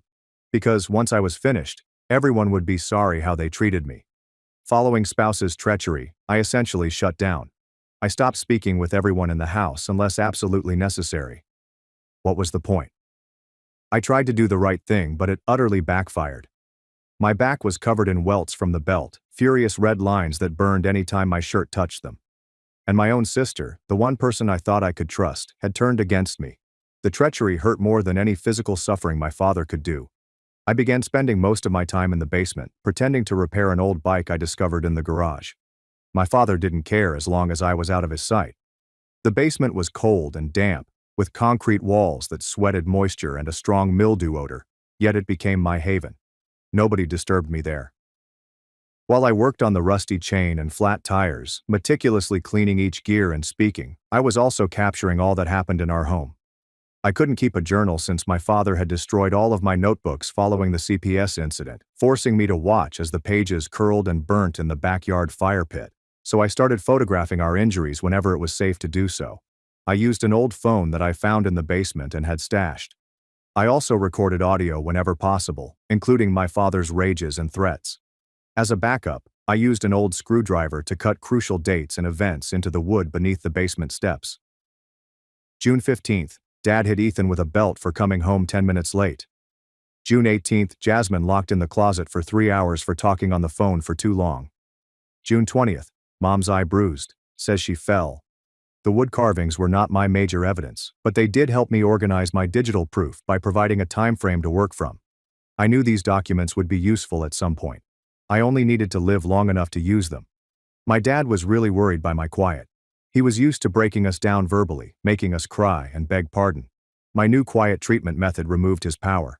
I could see it in the way his jaw tightened whenever I passed him without saying anything, and in the way his gaze followed me with increasing frustration. So he created a new rule just for me. Before each meal, I had to stand up and say something I was grateful to him for. If I refused, I did not eat. When he originally stated this regulation, everyone looked at me, eager to see what I'd do. The dining room was claustrophobic and the tension was thick enough to cut with a knife. I was starving. They'd been limiting my food as punishment, but the idea of thanking him for anything made me want to puke. I slowly stood up, my chair scraping loudly against the floor, looked him dead in the eye, and replied in a monotonous voice, "I'm grateful you haven't killed us yet." Then I went out without eating, my stomach grumbling in protest, but my dignity intact. I went 3 days without a full meal before hunger took over. At the following dinner, I stood and whispered, thankful for a roof over my head. My father smiled smugly, making his eyes wrinkle at the corners while staying utterly frigid, as if he had won. But within, my intellect was honing like a sword against a moist stone.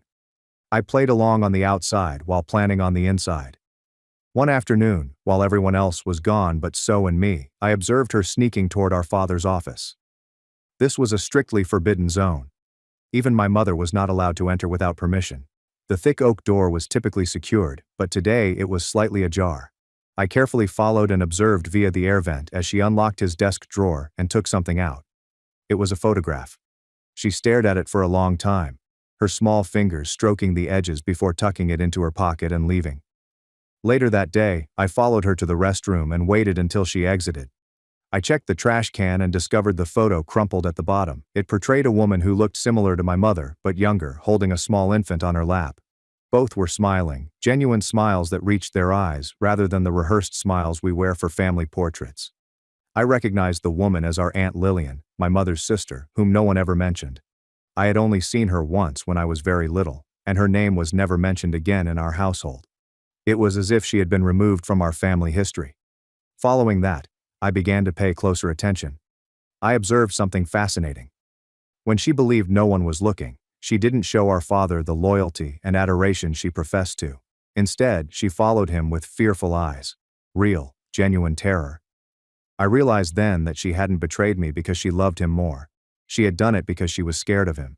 He'd exploited her, most likely rewarded her for turning against me with minor privileges and rare affection, and then emotionally abandoned her once she was no longer useful. That emotion was all too familiar to me. We'd all been through it at some point. That little period of being the favored before ultimately disappointing him and being set aside. That was when I struck a secret agreement with myself. I'd bring this entire house of cards down, but only if I could get So out first. She was still young enough to heal from all of it. The rest of us were probably already too damaged, our personalities shaped by years of walking on eggshells and negotiating his erratic mood swings. I began by attempting to establish a rapport with Ethan, my second oldest sibling. At 19, he was the most insecure of my siblings, always following in Owen's footsteps. One day, I caught him alone in the garage smoking a cigarette, which is another forbidden pastime in our household. The smoke curled around his face as he leaned against my father's immaculate workbench, looking both rebellious and afraid. Instead of threatening to rat on him, I simply asked for one. He was so startled that he gave me one, his eyebrows raised in bewilderment. We smoked in silence for a few minutes, our shared defiance forming a fragile link, before I casually mentioned, "Remember when you used to play football in middle school? You were pretty good." Ethan shrugged and flicked ash onto the concrete floor. "Yeah, well, Dad made me quit." "Why? You could have gotten a scholarship or something." "Said it was taking too much time away from my studies," Ethan murmured. But I realized there was more to it. His eyes clouded, and he took another deep suck on his cigarette. Over the next 2 weeks, I kept looking for ways to talk to Ethan alone. I would feed him small misgivings. "Weird how Dad never lets anyone meet his work friends, right?" Or, "Don't you think it's strange that Owen gets a car but you have to borrow Mom's minivan?" Each statement was like a small chisel, chipping away at the foundation of lies our father had erected. Ethan eventually started opening up. One night, as we sat on the back steps, watching fireflies blink in the darkness, he stated that he was fearful of our father and only helped in injuring me because he was afraid of being the target himself. His voice cracked as he said it, guilt and terror blending in his words. Then he said something interesting. He had once filmed an altercation between our parents, just in case. He wouldn't say what was on it, but I could tell it was something big. "I'll trade you," I suggested. "I know where Dad keeps his stash." Ethan's eyes widened. "What stash?" "His devil's lettuce.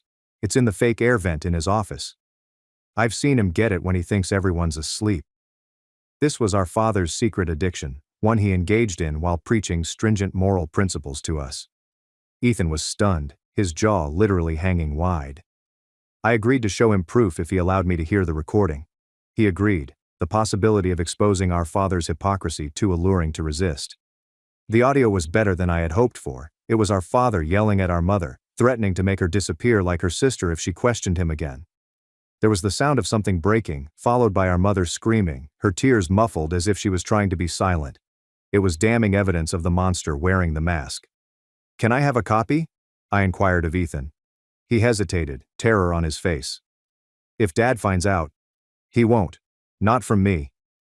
Ethan ultimately agreed. I prepared 3 backup copies and buried them in various locations. Under a loose floorboard in the basement, behind a cracked tile in the bathroom, and inside a hollowed-out soap bottle I kept in my rucksack. I was not taking any chances. I began gathering more proof. I recorded our father on my phone during one of his rages, concealing the device beneath a pile of garments as he yelled at Jasmine for wearing a skirt he'd judged too short. I photographed the bruises on my arms and legs, recording the progression from angry purple to sickening yellow-green. I even recorded him talking to someone over speakerphone about knowing how to keep a house in line, and how none of them will ever have the balls to do anything about it. The breaking point came about a month later.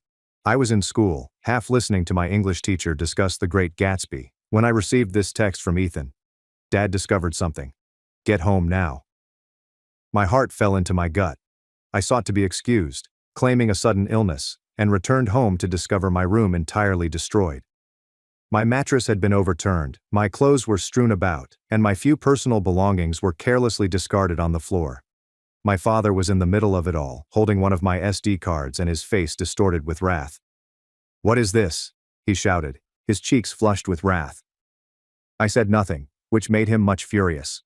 He took my phone from my pocket and crushed it against the wall, sending fragments of plastic and glass flying everywhere. Then he grabbed my collar and got straight in my face, his breath hot and nasty. "You think you're smart? You think you can collect evidence against me? Who have you shown this to?" I didn't say anything, my heart pounding in my chest, but my face remained blank. He smacked me hard across the face, the sound reverberating across the small room, before meticulously destroying everything in my room. Maya was looking from the doorway, her petite face blanched with fright. When I caught her sight, she did not look away for the first time in months. She simply remained there, observing everything, her hands twisted into little fists at her sides. That night, I lay on my bare mattress. He had seized my bedding and blankets as additional punishment when I heard a quiet knock. Maya entered my room, her footsteps barely audible on the carpet, and sat on the edge of my bed. She had been crying. I could see by the faint light in the corridor. "I think I hate him too now," she said quietly, her voice barely audible. I did not smile or express any emotion. I just nodded. It was the first step in getting her back on my side. Over the next 3 days, Maya and I began conversing via notes hidden in books and under dishes. We created a simple code utilizing innocent-sounding terms that meant something quite different. We came up with a plan. It wasn't about running away. We tried it once before, when I was 12 and she was 6. Dad spotted us at the bus terminal within hours, his face filled with concern and relief as his eyes vowed punishment. The repercussions had been catastrophic. No, this time's goal was different. We intended to catch him in his own lies. Maya agreed to ask questions again. Not at home, where it was dangerous, but in public, where he couldn't respond without jeopardizing his ideal gentleman image. At church, she'd innocently question, "Daddy, why don't we ever talk about Aunt Lillian?" At the grocery store, standing in the checkout line surrounded by neighbors, she'd say, "What is it you do for work again, Daddy?" my teacher asked, and I didn't know what to say. He'd keep his smile, his public mask firmly in place, but I could see the wrath simmering behind his eyes. People started to notice the tension. When Maya asked innocent inquiries. To our father's church buddies, they exchanged glances. When Dad tightened his grasp on Maya's shoulder just a bit too much, the grocery store clerk would seem uncomfortable. The mask was starting to slide. Meanwhile, I began leaving anonymous notes for our neighbors.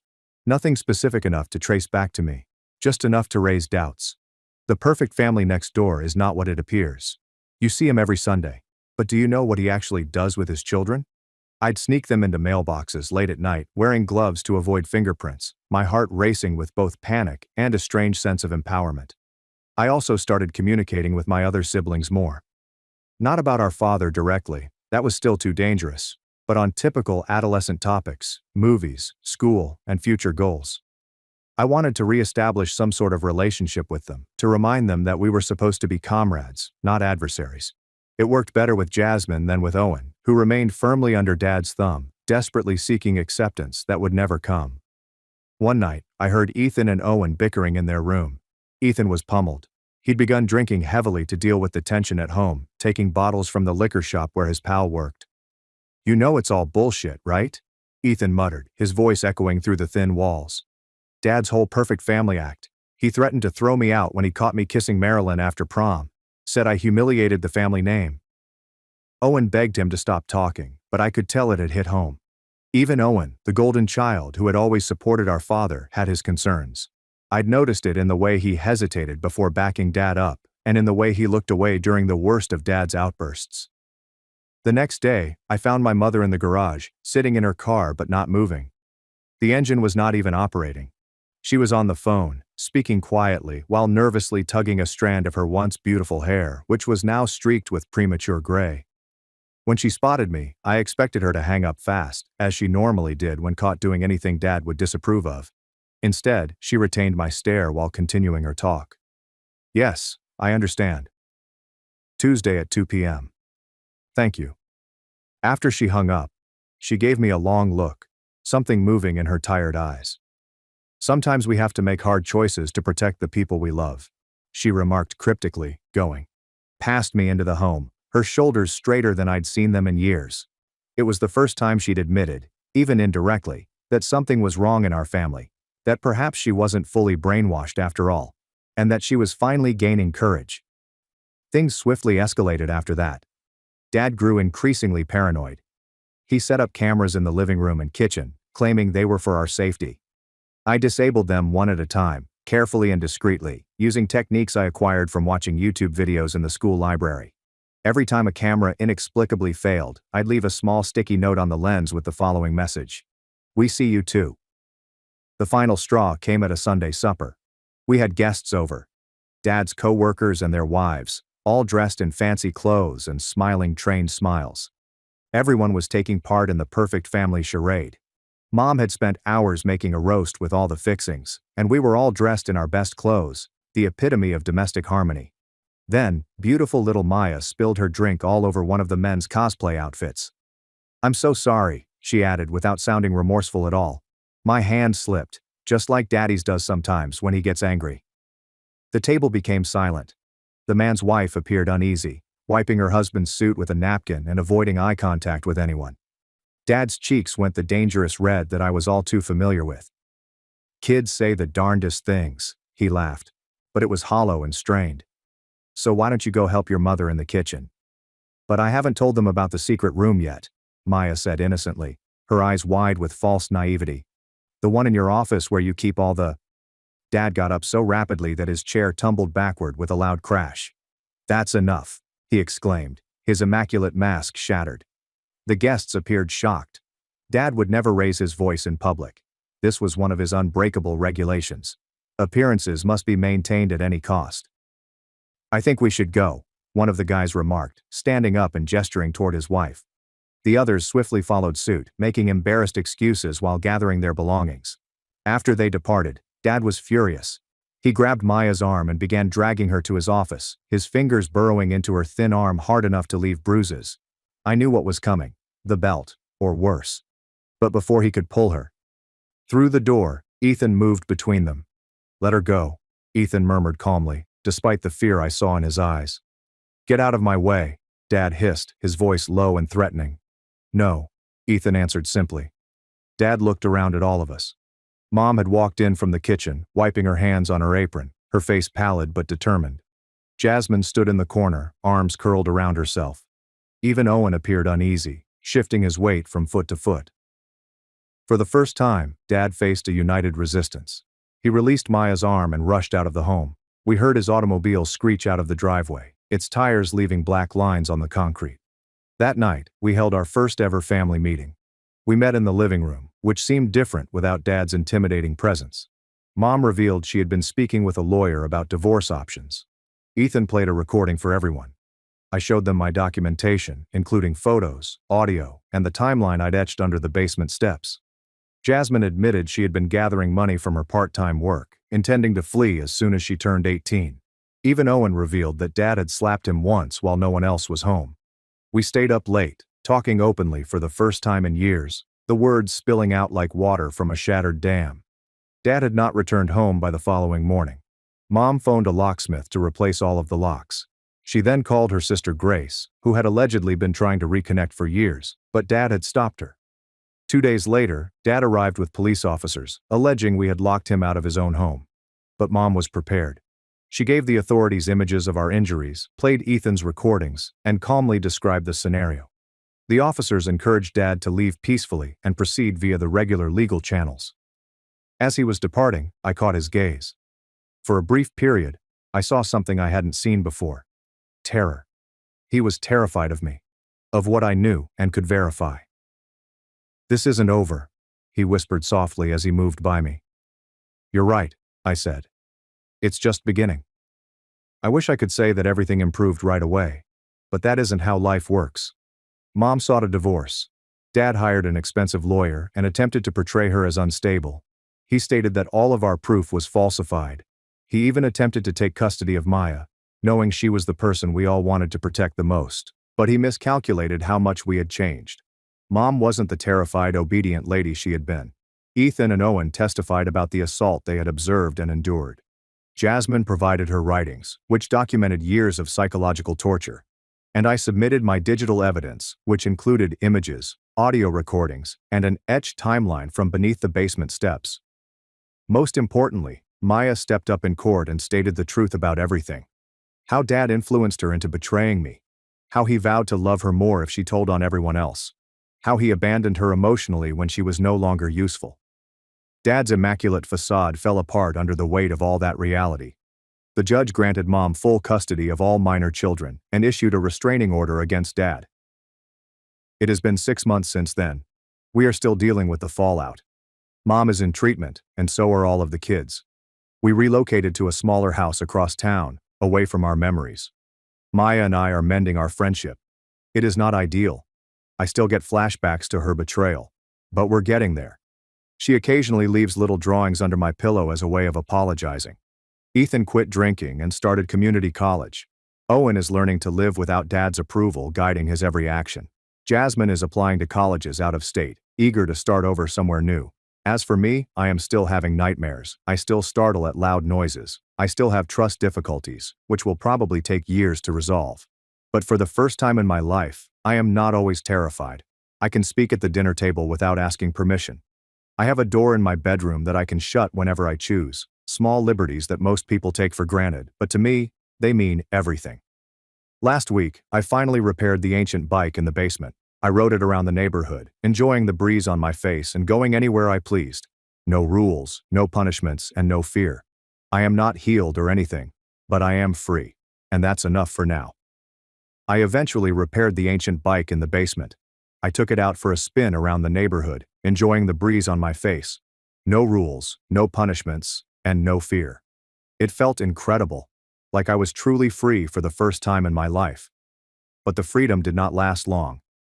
3 days later, as I was biking home from school, a black SUV drove up next me, the window pulled down, and there was my father, who looked precisely the same save for black circles under his eyes. "Get in," he replied, not yelling or threatening, but calm. That terrified me more than if he had been yelling. I pedaled harder, my pulse beating in my chest. The SUV kept pace with me, not hurrying up, but simply following. When I turned down our street, it drove directly ahead. I rushed inside, locked the door, and called my mother at work. "He's back," was all I needed to say. Mom arrived home early. She contacted the police, but they told they couldn't do anything unless he broke the restraining order. Seeing me on a public roadway was not a violation. They recommended that we log any communication and phone promptly if he showed up at our place. That night, we held another family meeting. Mom appeared exhausted, but determined. "I don't want anyone going anywhere alone for a while," she told me. "Buddy system, okay?" We all nodded. Even Owen, who had been striving so hard to be independent lately, did not object. For the next week, everything was silent. Too quiet. I kept waiting for anything to happen. We waited for Dad to show up at school or one of his dubious business associates to approach us, but nothing happened. I almost wanted something to happen to relieve the stress. Then Maya returned home from school with a little gift-wrapped box. "A man gave this to me at recess," she explained, her voice quiet. "He said it was from Daddy." Mom contacted the school immediately. They checked the security cameras, but the man had remained just outside the school grounds, where the cameras couldn't view. The principal apologized and vowed to notify the entire staff, but the harm had already been done. Dad had found a means to contact us. We did not open the box. Mom took it directly to the police station. They X-rayed it and discovered a little teddy bear with a voice recorder inside. When they pushed its tummy, my father's voice emerged. "I miss you, Princess. Daddy's coming home soon." The police officer appeared uneasy. "It's creepy, but not technically threatening," she explained. "We can document it, but you can't do anything," Mom said, her tone flat. I was getting weary of hearing that. That night, I was unable to sleep. I kept thinking about how Dad was always 2 steps ahead of everyone. How he'd gotten an entire social worker to believe him over me. Even with a restraining order in place, he was still finding ways to mess with us. Around 2 a.m., I heard a faint knock on the door. It was Ethan. "Can't sleep either?" he inquired, sitting on the edge of my bed. I shake my head. We sat silently for a few minutes, each immersed in our own thoughts. "You know what I keep thinking about?" Ethan finally asked. "All those guys who used to come to the house, Dad's business associates. What if they're still working with him?" I hadn't considered that. Dad has a mysterious job.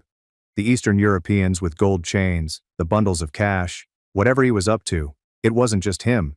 He had connections. "We need to figure out what Dad actually does for work," I told him. Ethan nodded slowly. "I might know someone who can help." The next day, Ethan introduced me to his friend Logan, who worked at the same liquor store where Ethan used to get his drinks. Logan was a few years older, with a sleeve of tattoos and a permanent 5 o'clock shadow. Logan's father worked as a private investigator. He mostly does cheating spouse cases, Logan explained. But he's good at finding information on people. I can ask him to look into your dad if you want. I paused. We didn't have much money, and PIs were not inexpensive. He might do it for free, Logan said, as if reading my mind. He hates abusers. His mom was in a bad situation when he was a kid. 2 days later, Logan's father agreed to assist us. Greg was a stocky guy with a receding hairline and kind eyes that contrasted with his harsh demeanor. He asked us a number of questions about Dad, including his complete name, birth date, prior addresses, the type of automobile he drove, and the names of any associates we could recall. "I'll see what I can dig up," he offered. "In the meantime, stay alert. Document everything." A week passed with no word from Greg or sight of Dad.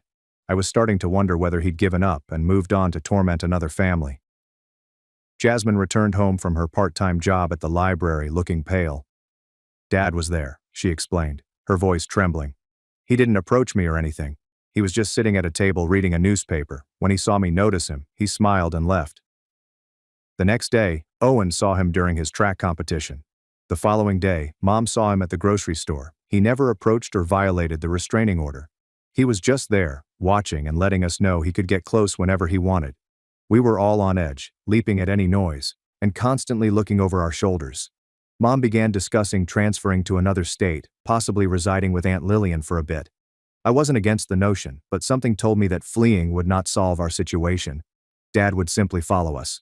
Then Greg called. He wanted to meet in person and stated that he couldn't disclose details over the phone. We met him in a diner across town, away from our normal haunts.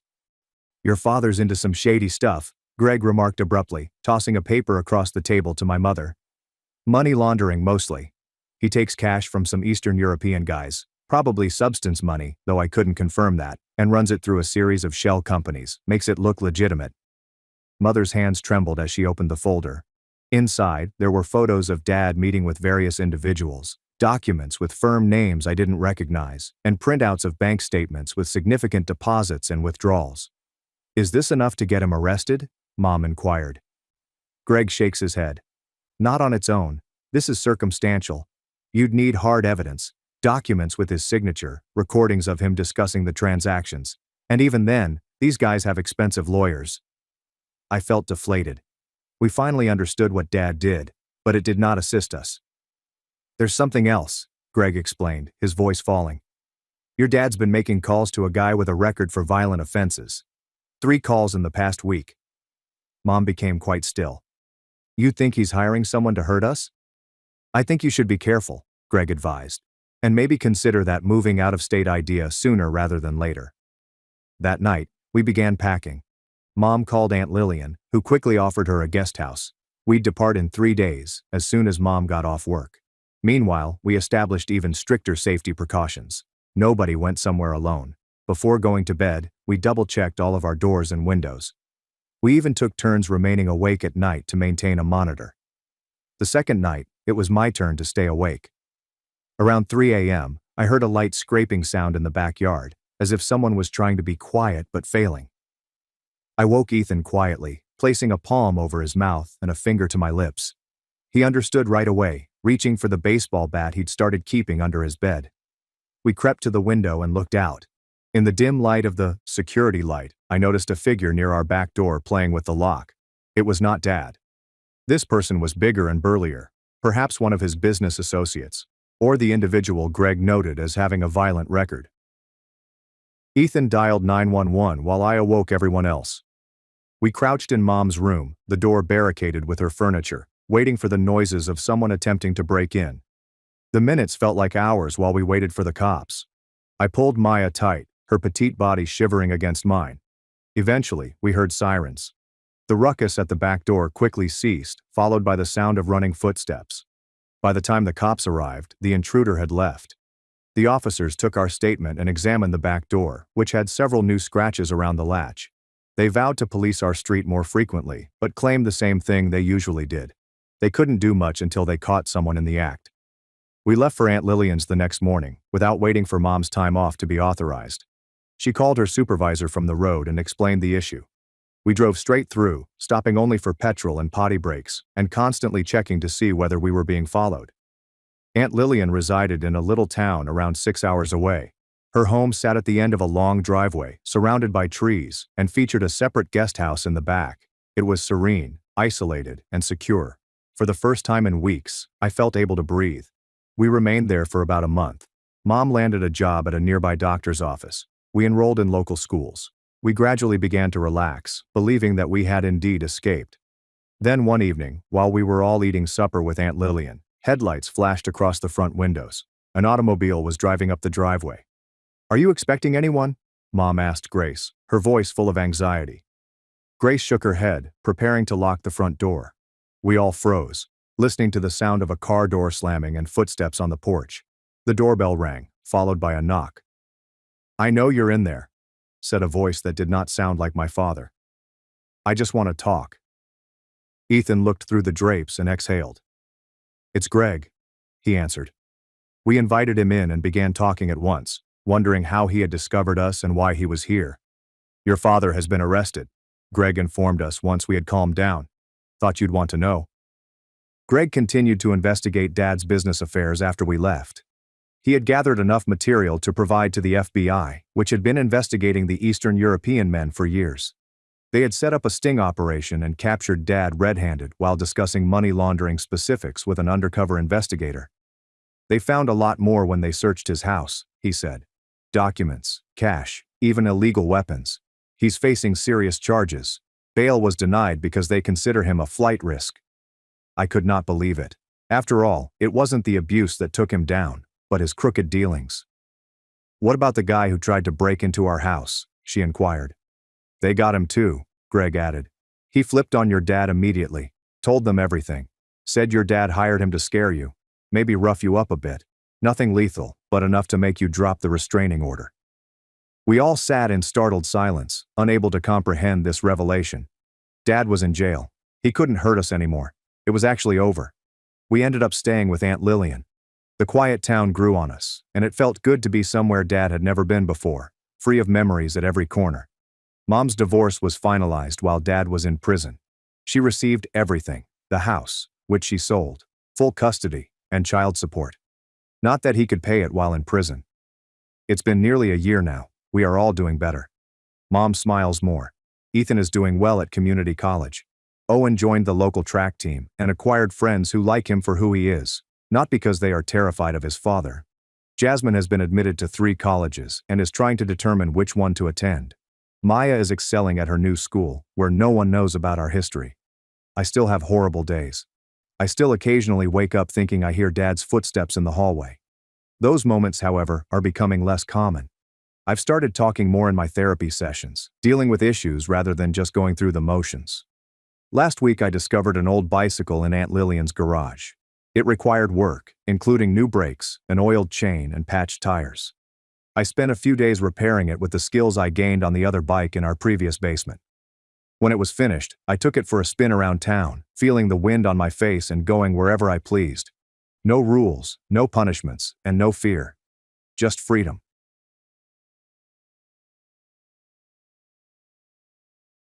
I warned Mom about stepfather after learning his secret past, but she denied. Then my 12-year-old's brother ran away, triggered a full CPS investigation. My mother preferred a convicted kitten diddler above her own children, so I exposed their lies in court. A year later, she begged me to preserve her unborn child from the monster she let in. I was 15 years old when I accepted the fact that I would be fatherless for the rest of my life since I was the son of a single mother. I overworked myself in school while working 25 hours a week at a local job. I took care of my younger brother Noah while my mother was unwell or at work. My greatest want was for my mother to be able to retire and never have to work another day. But then everything came crumbling down when my mother found a great man named Luke. He was really sweet, and after only a few months of dating, I started beating myself up for not being the perfect man of the home. He's still the sole reason I know how to ride a bicycle, and Noah adored him even more than I did. Luke taught him how to do algebra without crying, which is a skill I never learned, and even took on the responsibility of taking him to school each day. Meanwhile, my mother's skin was glowing even more. She actually looked stunning. It really was quiet before the storm. As we grew to know him, the picture-perfect aspect disappeared. I discovered that he had already left another family and had a son around my age. But I loved him anyway, since what is family if not tolerating each other's flaws, right? Well, this backfired badly, because one day, while I was studying for tests in senior year, I received a text message on Facebook. It came from a guy claiming to be my half-brother, so I studied his page and discovered that my father, or should I say, our father, had once appeared in his profile picture. After we established our biological connection, I discovered he had an ulterior agenda for texting me. He began by asking whether I knew what kind of man our father was. I assumed he was simply upset because my father had left him for a more attractive wife, so I responded, "More than you do, buddy." I was very immature back then. I know part of me expected his reaction to be feisty, something I could debate over, but it wasn't. It was something much darker. He mailed dozens of court paperwork. They were all about Damon, a guy charged with stealing the innocence of his wife and 5-year-old son. I believed my half-brother was just as immature as me, so I didn't think much of it and told him he was an effing weirdo for sending me that shanty. But as soon as I departed the court records and saw his text, my heart fell. He said the words that forever altered my life in the worst way possible. Our father's name is Damon, which he changed after leaving prison. I battled the impulse to throw up in the garbage can next to me. I reviewed the documents, wanting to learn more. The time frame added up. He met my mother 6 months after exiting prison. But that was not all. When he was found stealing their innocence, an investigation was initiated. On his hard disk, there were dozens of videos of, well, you know. But they weren't all from kitten tinkering websites. He had filmed a number of films with him, featuring naked innocent humans pleading for aid. I couldn't control myself at the time. I threw up on the keyboard. This was the man my mother had brought into our lives, the dude doing it in Luke. I knew my mom couldn't have known, so I had to determine what to do with the information. But it was almost impossible to think clearly. Suddenly the door creaked open. I swung around in my chair and saw Damon standing over me and my computer screen. I realized there was no use in struggling to hide it. Plus, I was bigger than him, so he couldn't have coerced me to do anything, like he did with my half-brother. His face turned crimson. "I swear I've changed since then. Please." His eyes were filled with a phony innocence. When I stared at his trembling hands, all I could think about was what he had done to those kids, what I had witnessed him do. I quickly exited all the tabs, stood up, and knocked him to the ground. As he started crying, I couldn't help but laugh. I recall the sound of his ribs shattering under my boots. It was as satisfying as ASMR. But then I heard my mother arrive home. "Honey, I think my son is onto us," she yelled, not realizing I was right upstairs. I froze totally. My mother thought I was still at school. She was not yelling an alert. She was joking with him. I could not move. My feet felt like they were nailed to the floor. I heard her footsteps ascending the stairs, getting closer and closer. When she got to the top of the stairs, she noticed Damon on the floor, battered and trembling, with me standing over him. In a matter of seconds, her expression changed from confused to horrified. She dropped her purse and went to Damon's side. "What the hell happened?" she asked, peering up at me with startled eyes. Initially, I was unable to form words. My hands were shaking. Finally, I asked the only question that mattered. "Did you know?" I inquired, my tone barely above a whisper. She paused. Her gaze went between me and Damon. Then she lied. "Number what? What are you talking about?" She helped Damon sit against the wall. "Why would you attack him like this?" I grabbed my phone and showed her some court paperwork. "His son sent me these. His real name is Damon. He's a convicted criminal. Did you know?" Her expression shifted. She looked down, then back at me. "I only found out recently," she murmured quietly. "He didn't tell me when we met. He said the court case was false, just revenge from a bitter ex-wife." She jumped up and grabbed my arm. "Please don't ruin everything. Look at how much better things have been. Remember how unstable our house was before he came? Remember how much I struggled?" I took a break. "You're lying. You knew." "I heard what you said when you came in." Before she could react, Noah appeared upstairs. He must have just returned home from school. He saw Damon on the floor, bleeding, Mom looking frantic, and me standing there with my fists clenched. Noah immediately began crying. He was only 12. Mom ran to him and drew him close. sheltering him from Damon's gaze. "It's okay, baby," she said softly to him. "Your brother hurt Daddy, but everything will be fine." I tried to explain. "Noah, he's not who you think he is. He's—" But Noah simply screamed and dashed to his room, slamming the door behind him. That night, I was unable to sleep.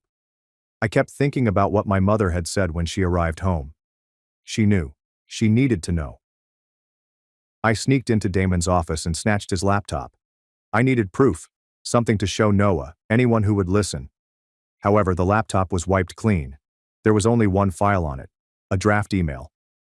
It was addressed to an attorney. The subject line stated, "Request for name change denial appeal."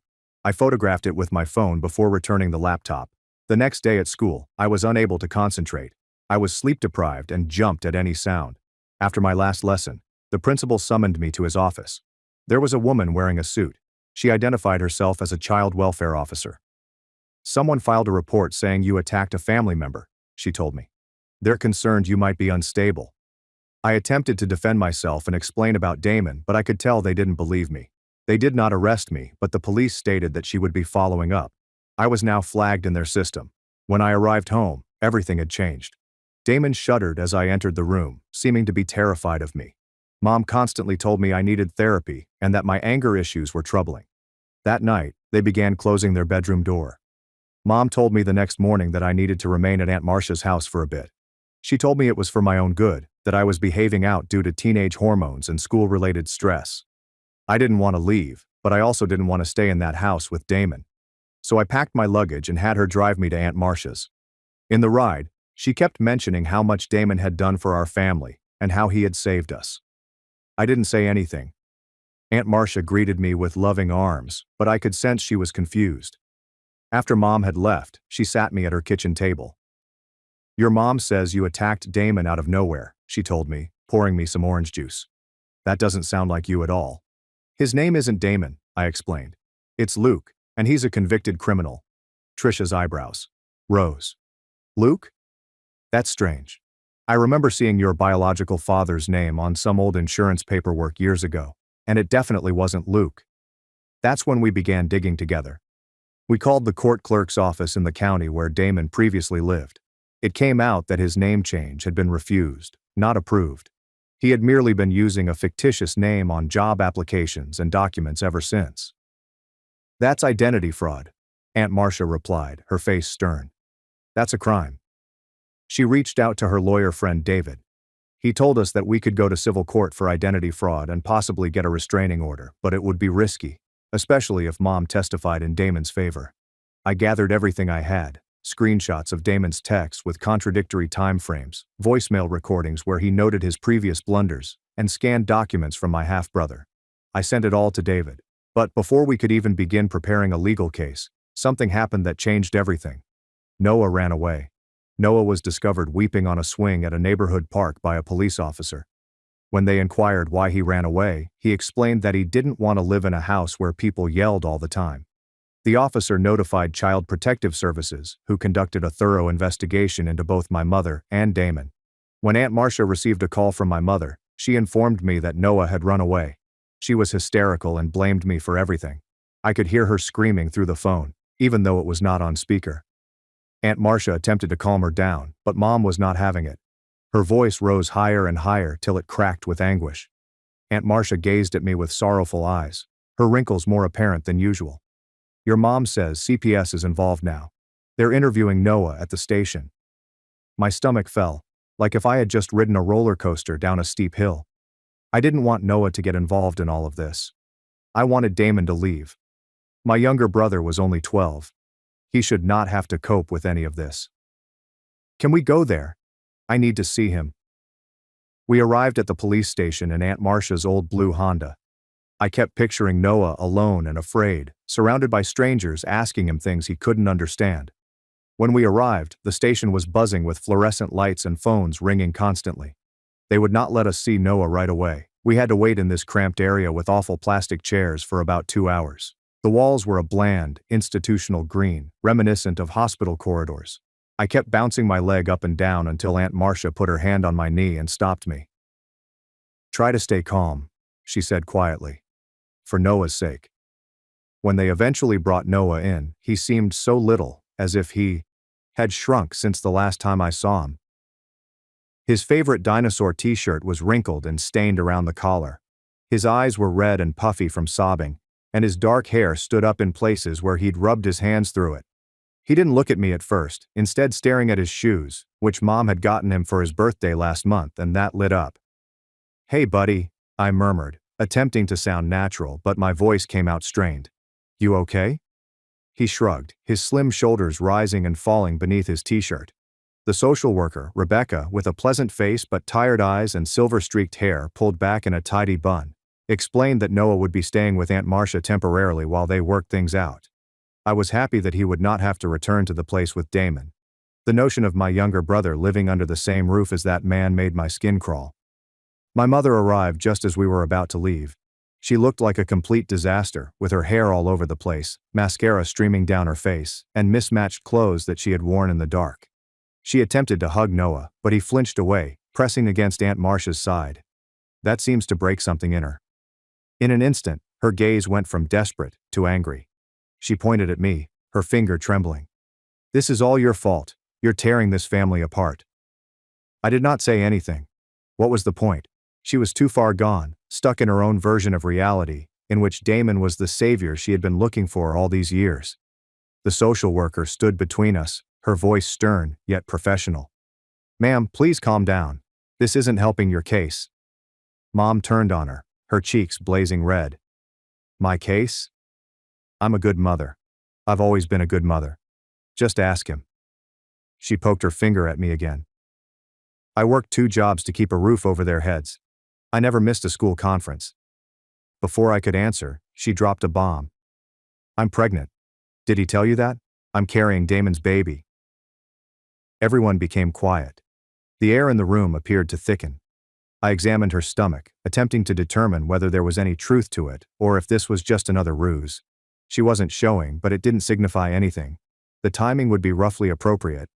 They had been together for more than a year. I felt nauseated at the prospect of Damon having another child. The social worker led my mother to a different room, her hand resting gently but firmly on Mom's elbow. Aunt Marcia drove me and Noah home, her face fixed in a dismal expression I rarely saw. Noah eventually spoke to me in the car, his voice small against the silent cabin.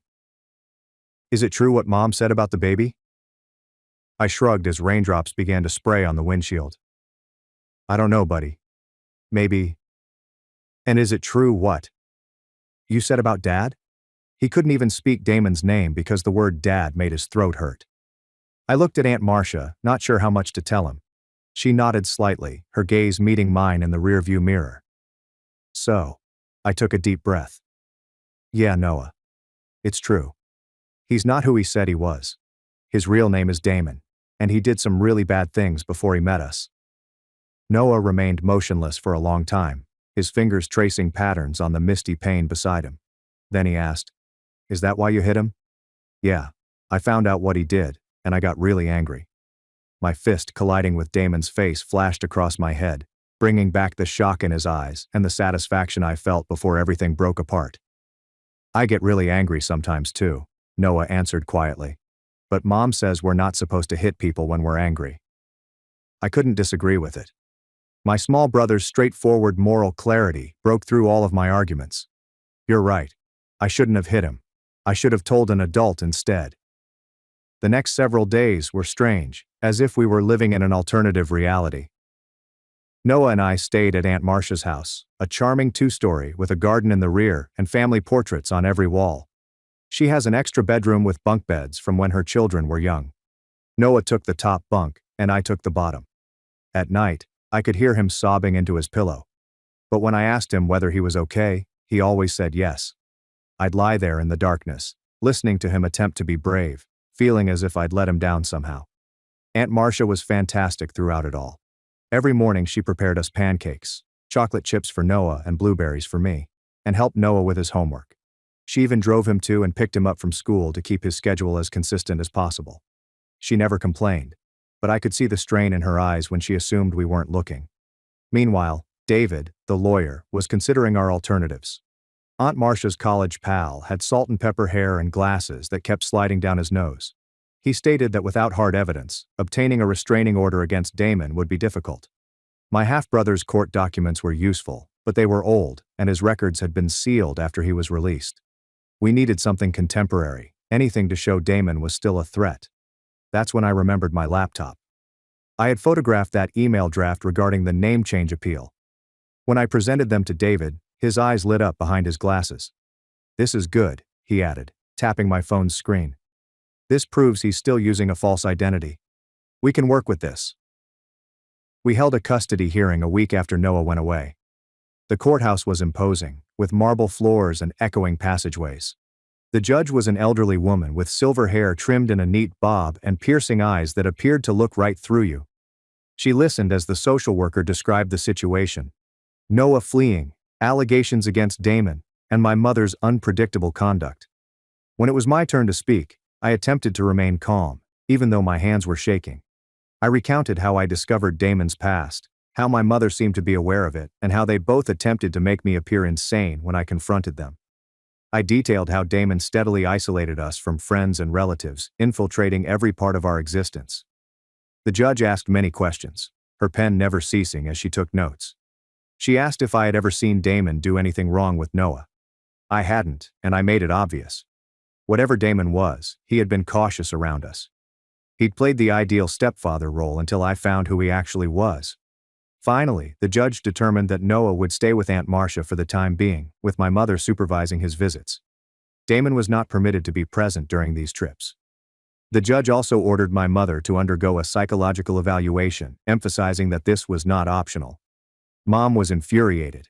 She walked out of the courtroom, her heels clicking fiercely on the marble floor, and did not even say goodbye to Noah. Damon followed her, giving me a gaze that shot thrills down my spine. It wasn't rage, it was calculated, as if he was planning how to get back at me.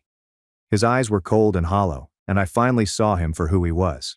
2 days later, Aunt Marcia received a call from the hospital. Mom had fallen at work and was transported to the medical department. The doctor stated that she was under great stress, and she acknowledged using too many sleeping medications. They were unsure whether it was a suicide attempt or an accident. The prospect of either possibility left me hollow inside. I didn't want to see her, but Noah was scared sick, his face pale and strained. So Aunt Marcia drove us to the hospital, a vast complex of buildings on the outskirts of town. Mom was in a private room, seeming pale and little against the white bedding. An IV dropped steadily alongside her bed. When she saw Noah, she burst into tears and held out her arms. He hurried up to her and held her tightly, burying his face in her shoulder. I stood at the door, unsure what to do. The antiseptic odor of the hospital made my stomach turn. Mom peered at me over Noah's shoulder, her eyes red and puffy, with dark circles beneath them that resembled bruises. "I'm sorry," she muttered. "I'm so sorry." I wasn't sure if she was apologizing for bringing Damon into our lives, for not trusting me, or for attempting to harm herself. Perhaps all of it. I simply nodded and replied, "It's okay," even though it wasn't. Nothing about this circumstance was acceptable. The doctor entered, a woman with a soft voice and efficient actions. She informed Mom that she would need to stay for a few days for observation. They also recommended a mental examination. Mom agreed on everything, which astonished me. She appeared broken, as if she had lost all of her fighting spirit. It was frightening to see her like this. She'd always been so powerful and driven. As we were leaving, a nurse approached me. "Your mother asked me to give you this," she explained, handing me a folded piece of paper. It seemed light in my hand, but weighty with meaning. I waited until we were in the car before reading it. It was a little note in my mother's handwriting, the letters wobbly but legible. I knew there was something wrong with him, but I told myself it wasn't true because I wanted to believe in him. I was really tired of doing everything by myself. Please forgive me. I adore you both more than anything. I showed Aunt Marcia the note when we arrived home. She read it with a sigh, her shoulders lowering slightly. "Do you believe her?" I shrugged and looked out the kitchen window at the maple tree in her backyard. I don't know. Maybe she really didn't know at first. But she found out eventually, and she stayed with him anyway. "People do strange things when they're desperate," Aunt Marcia murmured softly. "Your mom has been on her own for a long time." The next day, David called us. He had some information regarding Damon. Damon apparently attempted to leave town after my mother was hospitalized, but was pulled over for a regular traffic stop, and when the police checked his ID, it did not match the legal registration. He was detained for identity fraud and obstruction. "They're reopening his case under his legal name," David said, his voice cracking over the speaker. "This could lead to more charges, especially if they find evidence he violated the terms of his release." I felt a weight lifted from my shoulders. Damon was in jail. He couldn't harm Noah or influence my mother anymore. But part of me was still concerned. What if he made it out? What if he comes seeking for us? I'd watched enough crime shows to understand that restraining orders were just pieces of paper. They couldn't stop someone who was determined to do damage. A few days later, my mother was released from the hospital. She went right from there to her court-ordered psychological evaluation. The outcome would determine whether she could reclaim custody of Noah. I found myself wishing for Noah's sake that she'd receive the assistance she required. While we awaited the evaluation results, life settled into a new pattern. I returned to school, hoping to focus on my forthcoming graduation. The whispers and stares had mainly subsided, but every now and then, I'd catch someone looking at me with that mix of curiosity and pity that made my skin crawl. Noah appeared to be doing well at Aunt Marcia's. He was sleeping through the night and occasionally smiling. He'd become friends with the neighbor's son, Jordan, who was his age and had a collection of dinosaur figures that Noah craved. My phone rang one evening when I was assisting Noah with his science homework, which was on the water cycle, and which he was having difficulty understanding. It was a number I couldn't recognize. I almost did not respond, but something told me I should. "Hello," I murmured, going into the hallway to avoid disturbing Noah, who was painstakingly coloring a schematic of clouds and rain. "Is this Mark?" a male voice said. It sounded strangely familiar, like someone I'd met but couldn't remember. "Yeah. Who's this?" "It's Caleb, your half-brother." I almost dropped the phone. I hadn't spoken with him since the day he sent me the court records about Damon, which had changed everything. "Oh, hey." I didn't know what to say. What do you tell someone who shares your blood with a monster? "I heard they arrested him," Caleb explained. "I wanted to check if you and your brother are okay." I was astonished by his concern. We were almost strangers, bonded solely by Damon's DNA. "Yeah, we're staying with our aunt. My mom's getting help." There was a pause filled with static from the connection. "I'm sorry about all this. I know how it feels to have your world turned upside down because of him." We talked for about an hour. Caleb told me about his life after Damon went to prison for the first time, how his mother suffered with addiction and despair, how he bounced around foster homes until his grandparents finally took him in, and how he still had nightmares at the age of 25. "It gets better," he remarked, and we hung up. Not right away, and not completely, but it does get better. The next day, we received the findings of my mother's psychiatric evaluation. The therapist decided that she had sadness and anxiety, which were compounded by financial stress and being a single parent. She was not a threat to Noah, but she required continual treatment and assistance. The study cited her poor judgment in relationships and proclivity for emotional dependence, which seemed like clinical ways of stating she kept choosing men who were harmful to us. The judge modified her decision. Mom may have Noah back, but under certain circumstances. She had to go to weekly therapy sessions and have bi-weekly check-ins with Aunt Marcia. It wasn't ideal, but it was something. An opportunity for her to mend her connection with Noah. When the judge asked if I wanted to return home, I was hesitant. I looked at my mother, who was sitting with tears in her eyes and her hands securely gripped in her lap. Then I glanced at Aunt Marcia, who had been my support throughout this ordeal and had graciously opened her house and heart to us without reservation. "I'd like to stay with Aunt Marcia," I finally replied. "At least until graduation." Mom seemed hurt, but she nodded. I hoped she understood. I was not rejecting her. I simply needed room to heal. As we were leaving the courthouse, I overheard two officers discussing Damon's case. They stated that the prosecutor was asking for a lengthier term due to his background and identity deception. It sounded like he wouldn't be leaving anytime soon. The comfort I felt was so strong that I became disoriented.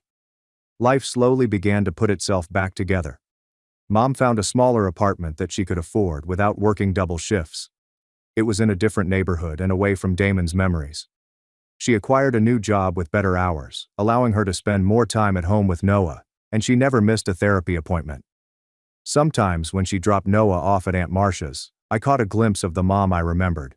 The one who smiled freely and gazed at us like we were the center of her existence. I stayed with Aunt Marcia to finish my senior year. It was silent there. Safe. The nightmares occurred less regularly. I assisted Noah with his studies on weekends and watched him gradually regain trust. He still had unpleasant dreams, but they were becoming less frequent.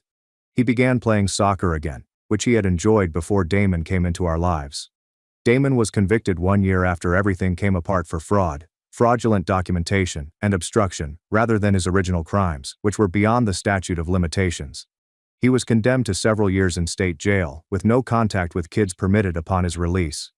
When David called to tell us the news, I felt like I could finally breathe normally again. I graduated as the valedictorian of my class. As I stood at the stage, looking out into the audience, the sea of faces blurred, except for the ones that mattered. I spotted my mother and Noah seated close to Aunt Marcia. They were all smiling up at me, proudly. Mom had gained weight. Her face was rounder and healthier than it had been in months. Noah held a homemade placard that read, "My brother rocks," in unsteady letters. In my address, I made no mention of what had happened. Instead, I said, "Some people get family by blood, some by force, and some by truth. I chose mine." I looked at my aunt in the crowd, then at my mother and Noah, who had been through the storm with me. Mom held me tightly after the ceremony, surrounding me with the aroma of her familiar perfume. "I'm so proud of you," she said quietly. "And I'm so sorry for everything." I held her back, feeling the baby bump between us, a reminder of what had passed and what was yet to come. "I know, Mom. I know." That summer, before leaving for college, I hooked up with Caleb again. We went fishing at a lake near his grandparents' house, and the water reflected the brilliant blue sky. We didn't really talk about Damon or the past. Instead, we discussed the future, his intentions to become a social worker, and my scholarship to study engineering. We were more than the anguish that bonded us. As we sat there watching our lines in the water, the soft lapping of waves against the shore creating a soothing pattern, Caleb said something I'll never forget. "You know what the worst part was? Not what he did, but how long it took for anyone to believe me." I nodded. I understood exactly what he meant. The loneliness of bearing a truth that no one wants to hear. Noah handed me this artwork the day I left for college. Our family consisted of Mom, him, me, and Aunt Marcia. No Damon, just us. People who mattered. The people who remained. He'd depicted Mom with a round belly and a little figure he identified as our baby sibling. The ultrasound verified that it was a female. "Don't forget us," he urged, hugging me goodbye with his arms tight around my waist. "Never," I pledged, and I intended it. No matter how far I went, they would always be my rock, my reality, and my chosen family. I moved into my college dorm the next week. It was a small room with 2 beds, 2 desks, and hardly enough room to move around. My roommate, Brandon, was a computer science major from Seattle who stayed up late coding and consumed far too many energy drinks. He was nice though, minding his own business and not asking too many questions when Noah called me in the middle of the night after having a nightmare. College seemed strange at first. Everyone there was beginning over.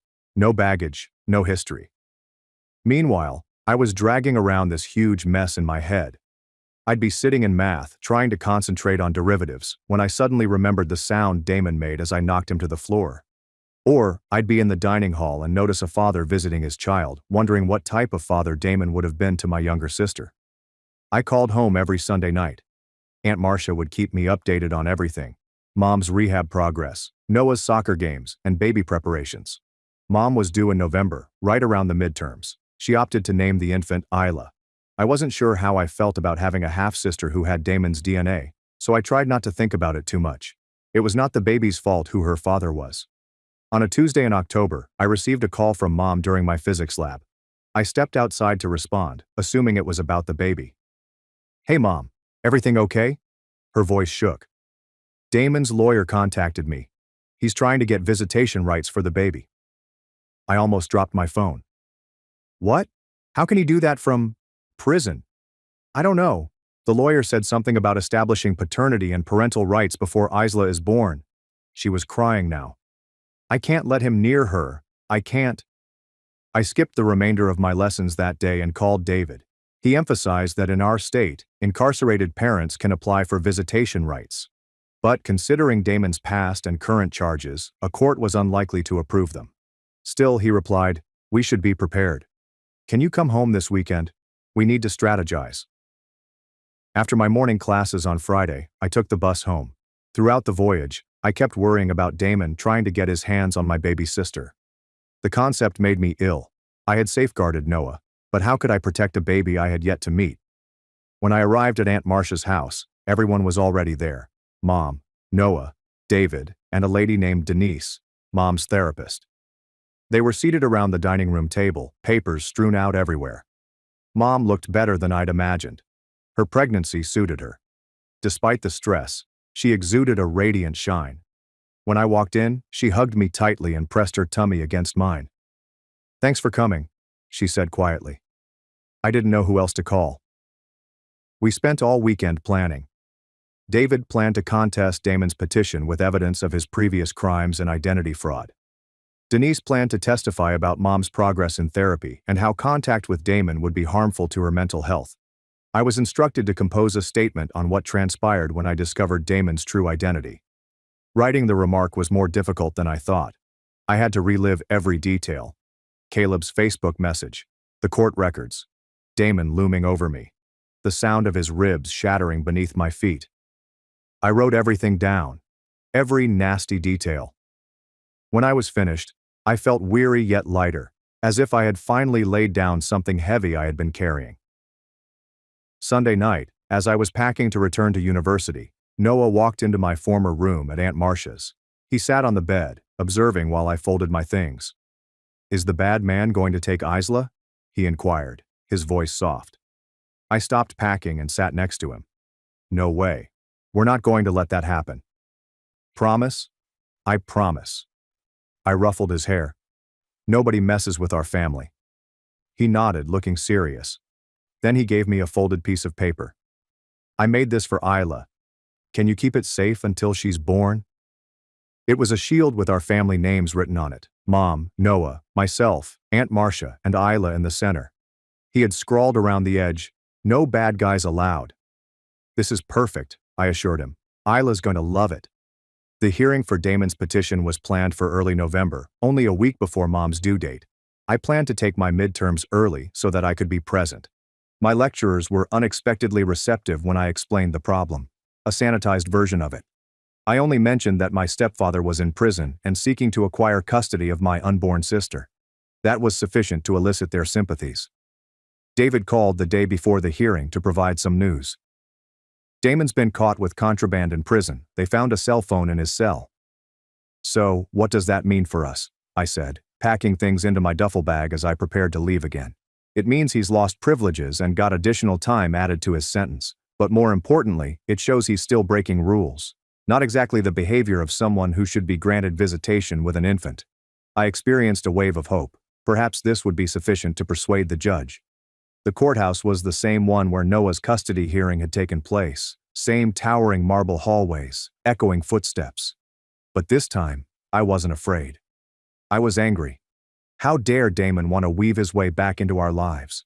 How dare he claim any right to my sister? We sat on one side of the courtroom, my mother, Aunt Marcia, David, and Denise. On the other side stood Damon's lawyer, Keith, a polished guy in an expensive suit.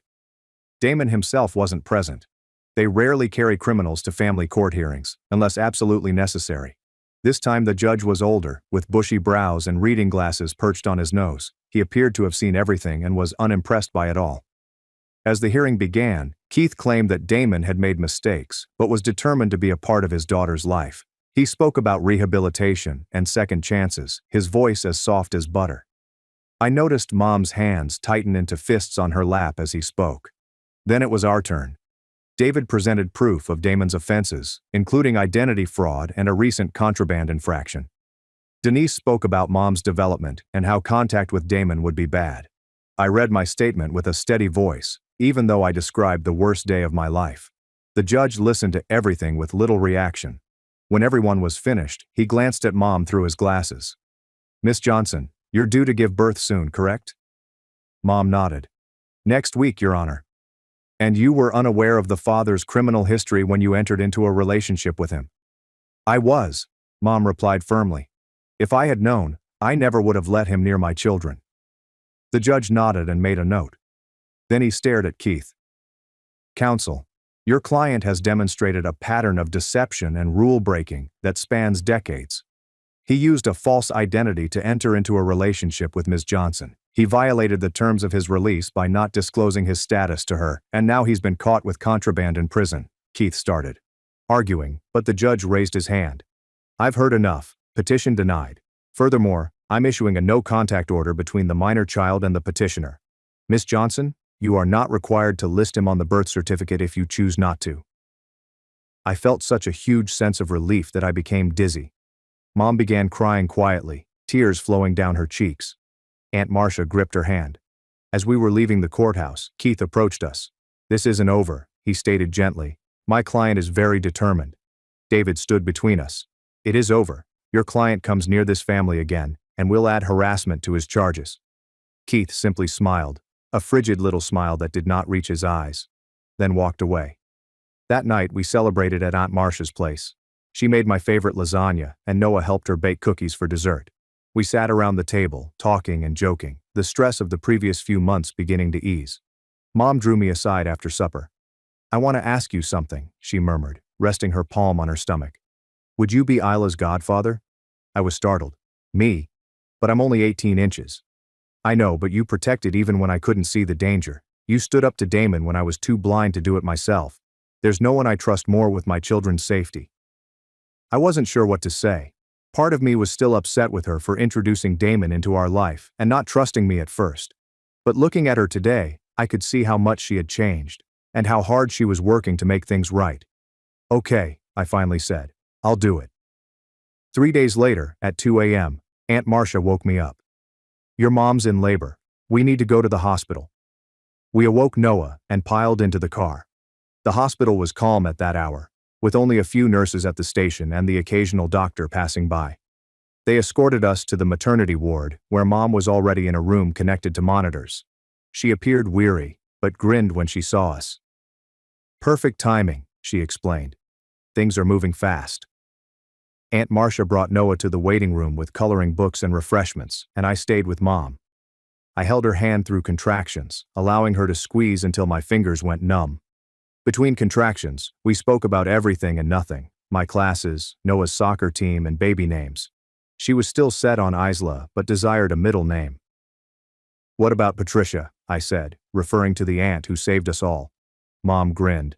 Isla Patricia Johnson, I like it.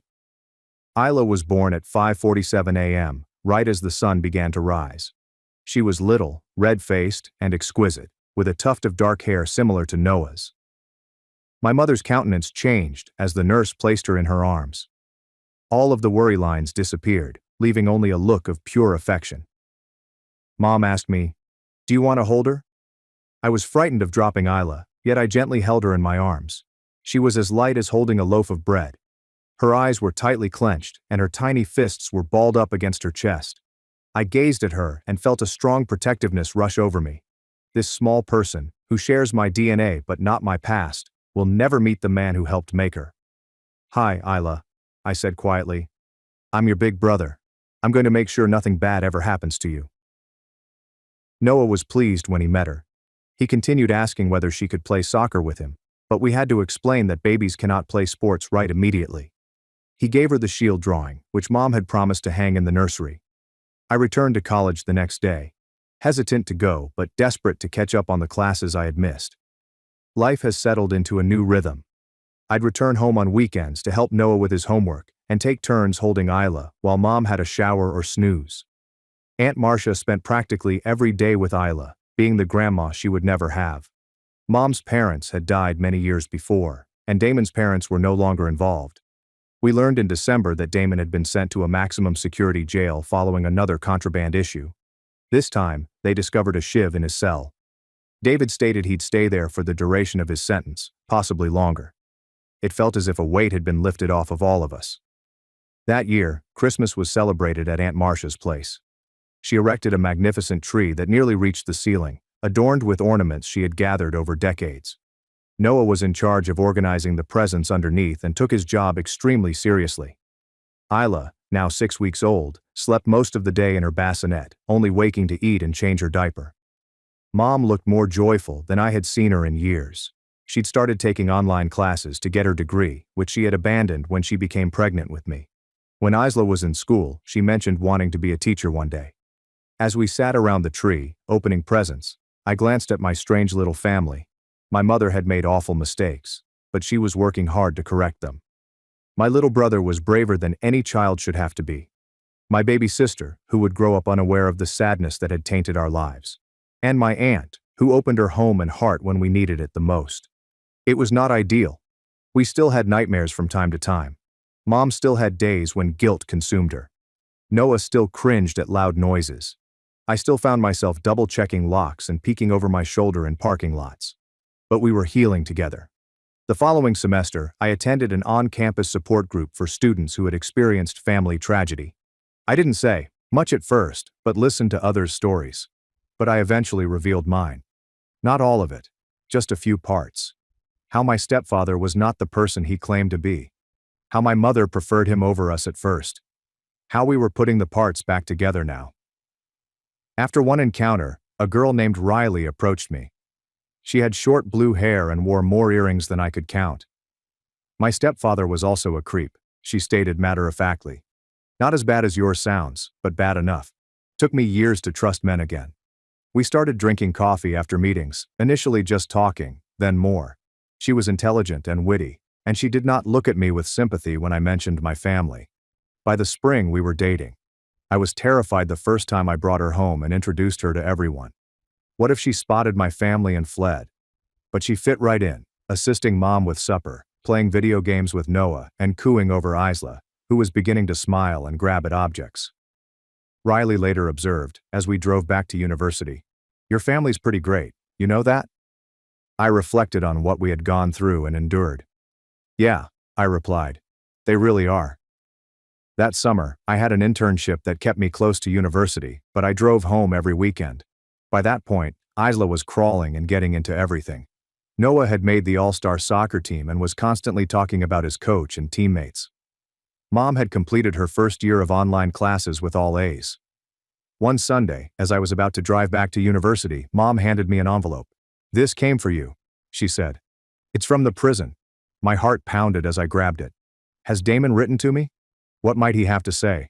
However, when I opened it, it wasn't from Damon. It was from the jail administration, advising me that Damon had been denied release owing to his behavioral issues. He would not be eligible again for another 5 years. I showed it to Mom, who read it before hugging me tightly. "It's really over," she murmured. "It's over," I informed her. "We just needed the paperwork to catch up." As I drove back to college that night, I reflected on how different things had become from a year before, and how much we had all changed. I used to believe that family was something you were born into and couldn't change. But I now know better. Family was something you created. Every day, we make a decision. Mom chose treatment over denial. Noah chose bravery over fear. Aunt Marcia chose to stick with us when she could have walked away. And I chose to forgive, stay connected, and be the brother, son, and godfather my family needed. It was not always simple. There were still difficult days and moments when the past seemed too close. But we were making progress together, one step at a time, and that was sufficient.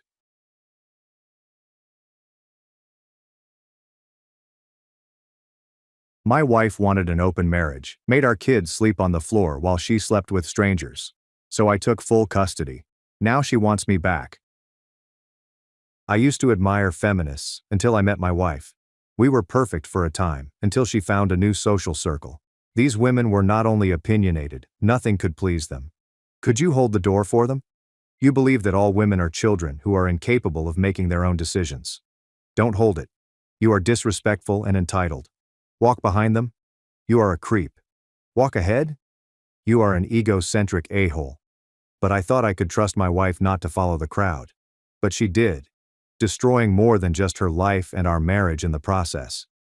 It all began with a few little disputes. After a 14-hour shift, I'd left my plates in the sink, and I was suddenly blamed for every abuser who had not been prosecuted, Or if I started assisting with our children's homework, she'd grab me aside and tell me I'm intrinsically troublesome, and my mansplaining only confirms it. The kind, loving woman I married appeared to vanish before my eyes, replaced by someone cold and aggressive. Around that time, I had a terrible gut feeling. I was playing video games with my son and moved to high-five him, but my stomach churned as he flinched. I instantly recognized and discussed it with my wife, who informed me I had a delicate male ego. Her explanation was that our son wasn't really flinching. I was just lying to myself to make myself feel stronger and more powerful than her because I was insecure. So, it's all a little perplexing and unsettling. From then on, I made an extra effort to pay special attention to our daughter and son. Every day I watched them become less enthusiastic and more timid. My youngster even began peeing the bed at night. I cared far more about our children's well-being than the health of my marriage, until one day, I returned home early to find a car parked in our driveway. My heart was broken, but rather than confront her, I drove away to a diner and returned a few hours later. I asked her who she was bringing home while I was at work all day. My friends. Am I not allowed to have a life outside of this miserable house? My heart is breaking. It quickly became evident that she didn't care about our family and was not the woman I thought she was. As our children's timidity developed to active dread, I decided to take away one of her fundamental human rights. That was her right to privacy. However, when I checked her phone, the majority of the messages had been deleted, and what remained was disturbing.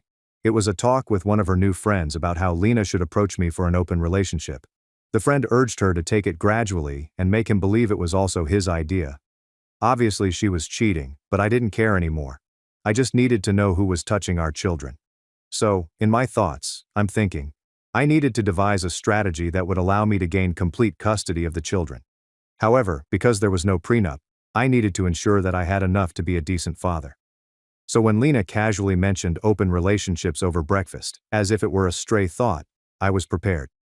I kept my phone recording in my pocket. She stirred her oatmeal lazily.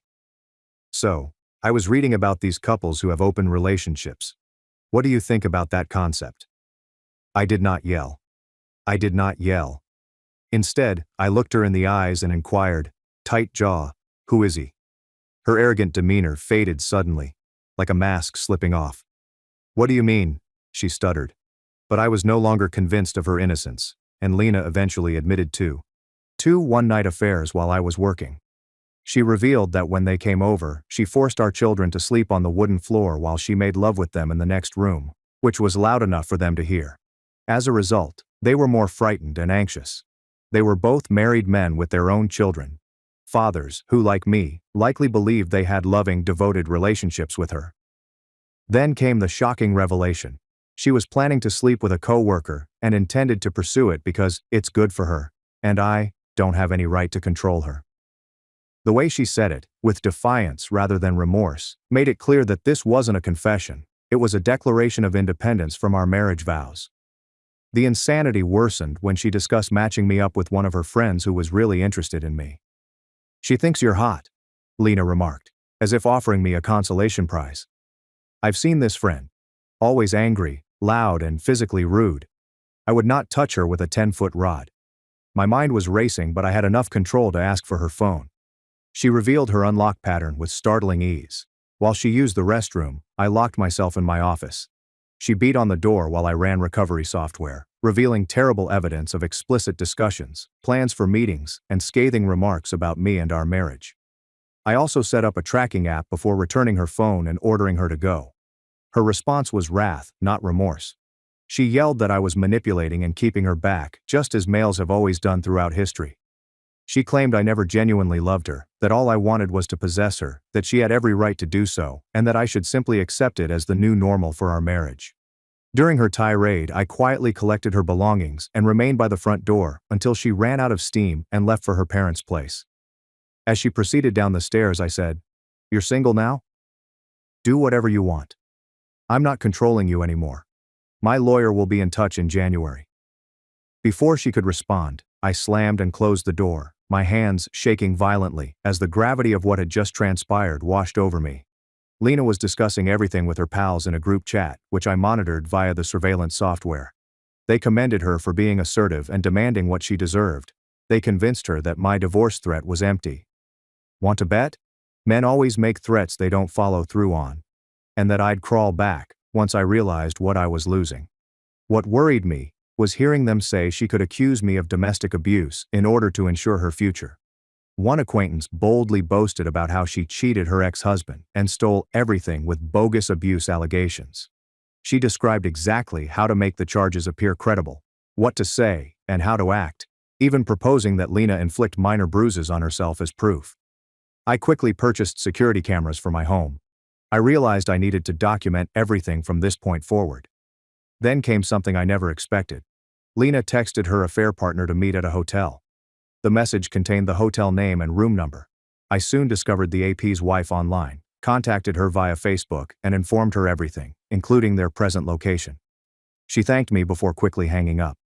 Hours later, she gave me a video of the hotel confrontation. "You do this to me again? To the kids again? I told you we were over if you ever did this again." She filmed my wife getting dressed in bed. When I initially viewed that tape, I vomited. The visual confirmation of my wife's betrayal hurt me more than any spoken confession. The AP's wife smacked Lena and berated her for destroying yet another family. I messaged Lena, claiming I'd watched the video and didn't want her around me again. My entire body felt frigid, like if I'd been immersed in ice water. The woman in the video was unknown to me, not only physically in that compromising situation, but also as a person. The way Lena acted afterward was strange, as if she saw our encounters as a competition she was winning. She texted friends that I was breaking down and would be asking her to come home within a week. She appeared to be entirely removed from reality, unaware that we were genuinely separating. There was no sorrow, no acknowledgement of the anguish she had caused, only strategic preparation for how to win the divorce. I entered her family's WhatsApp group and informed them that we were divorcing owing to her infidelity, thanking them for accepting me into their family before quitting the group. I received multiple calls and messages from her family members but did not answer. I couldn't stomach reliving the memories over and over, each time renewing the hurt. After telling my parents everything, my father texted Lena that she would not be welcome at Christmas. I'm currently residing with my parents, surrounded by childhood artifacts that bring some solace amidst the mayhem.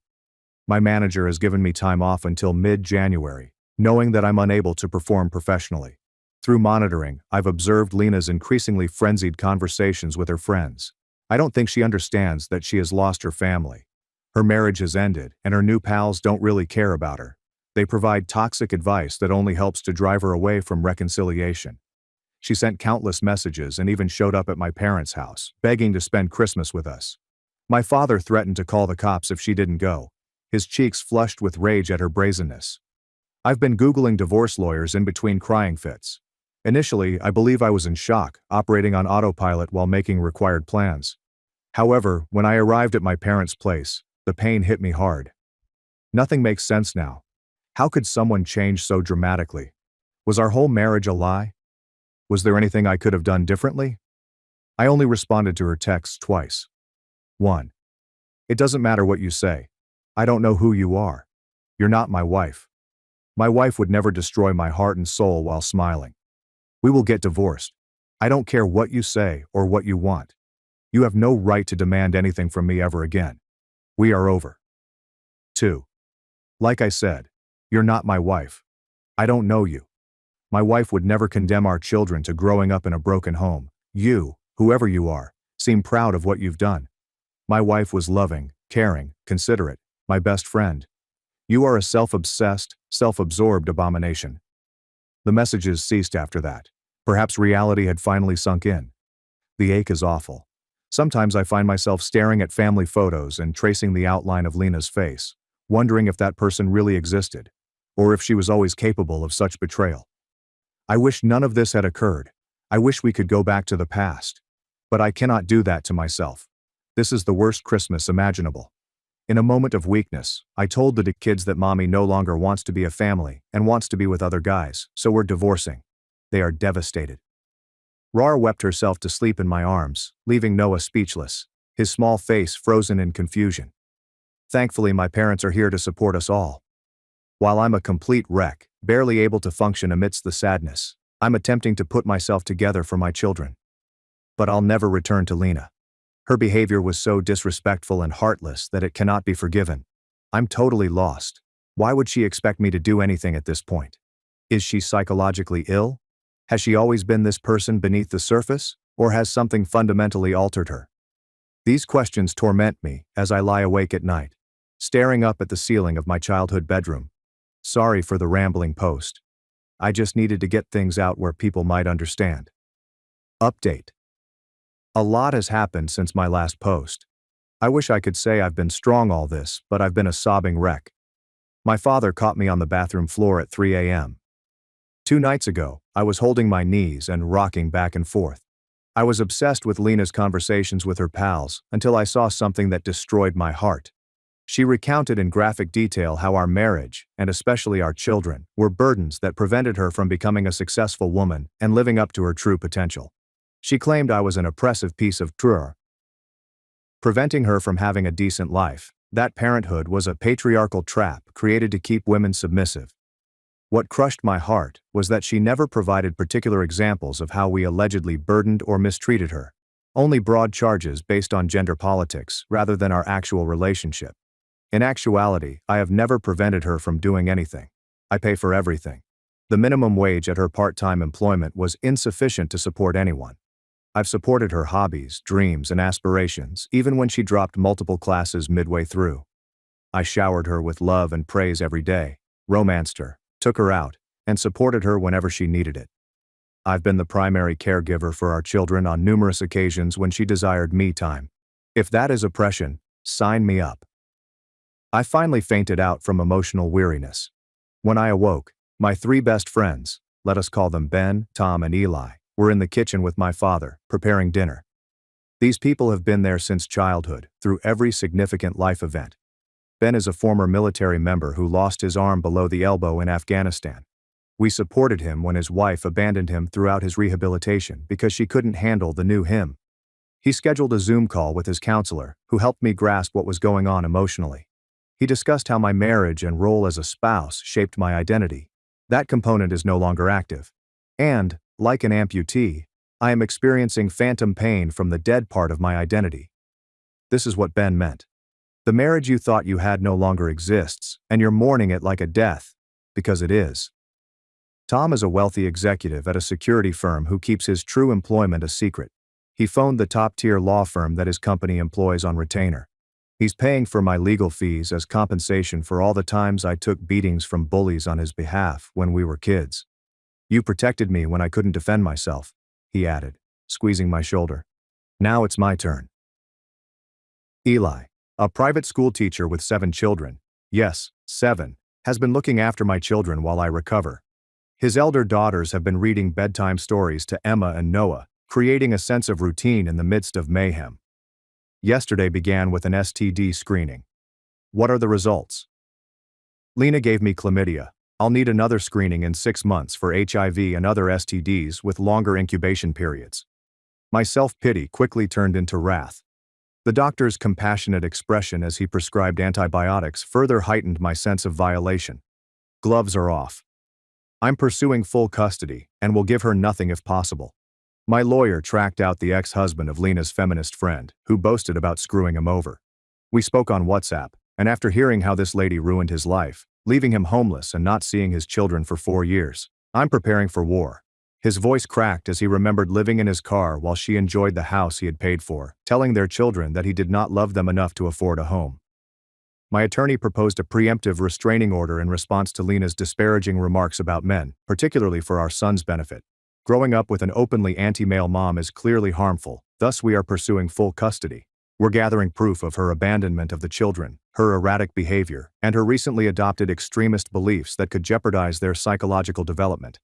I had a Zoom call with Lena yesterday. She hasn't contacted me or the kids since she appeared at my parents' door.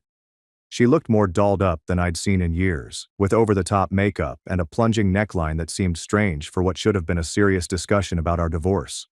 Throughout the call, she attempted to provoke me into fury. As my lawyer recommended, I kept my calm and even informed Lena that I was taping the session for my records. She began with an outrageous statement about many varieties of penises and how she was looking forward to researching further in person once limitations were abolished. Her gaze moved off camera on occasion, implying that she was not alone. I just replied that I was only interested in discussing our divorce and child custody arrangements, not her interests. She became hostile when I refused to take the bait, calling me uninteresting and pitiful. She went to the bathroom at one point, but only hushed herself while discussing her next move with her companions. I watched as she cursed me out simply for being a guy, calling me various obscenities while her buddies encouraged her aggression. When there was no progress after 45 minutes of this behavior, I said, "Okay, fine. So this is a contentious divorce. By the way, you gave me chlamydia. And, unlike you, I have not been sleeping with anyone else, so you should go to the doctor." She only frowned as if she didn't believe me and said I must have given it to her, a preposterous accusation considering that I'd been faithful throughout our marriage. I forwarded the recording to my lawyer, who was horrified. "This is gold for our case," he explained. "Because I own her phone and service, we can lawfully utilize the chat logs in court. Her digital presence will be her downfall. It still hurts, but I'm treating it like phantom pain. I have given up on self-pity and am striving to defend myself and my children. We will get through this. My children will receive whatever therapy they require. Lena will soon be a distant memory, and I will construct a better life." Update, 2 weeks later. People keep telling me that I am strong or winning in some way. Reading back through my posts, I can see how my anger can make me appear stubborn and confident in myself. The truth is, I am not. I wish none of this had occurred. I hope my family remained intact and that I could enjoy a long, comfortable life with Lena while our children grew up. Nobody wins here. I lost. Lena loses. Our children lose the most. Their world has been devastated for no fault of their own. People seem to be congratulating me for losing both legs while saving half of a kneecap. I still can't sleep well. When I do, I get awful nightmares that leave me covered in cold sweat. I have a dream about Lena and other men laughing at me. I dream of my children crying for their mother while I stand helpless. Sometimes I wake up reaching across the bed for her, temporarily forgetting everything, before reality hits back. Today the hospital phoned. I continue to be Lena's emergency contact, and she remains covered by my health insurance. There was an altercation. She has lost teeth, broken her jaw, and will require observation for a few days. The nurse's clinical description could not conceal the extent of the injuries. When I arrived with her parents, we discovered that several of her new acquaintances had battered her severely. My lawyer's chat logs from Lena's phone revealed that the woman was talking about her ex-husband. They suspected Lena had contributed these logs, so she was beaten and kicked out of their circle. The irony was not lost on me. The people who had encouraged her betrayal had turned on her with unexpected force. Amazingly, she is still unaware that I am monitoring her phone. I will continue to pay for her insurance and phone until the divorce is official. I won't think it's over until I have the papers. Even after everything, a part of me still wants to protect her. 11 years of love do not vanish suddenly, even when betrayal shatters the partnership. Lena has nothing now. She inquired if she could go back home, her voice muffled by her wired jaw. I just told her, no way in hell.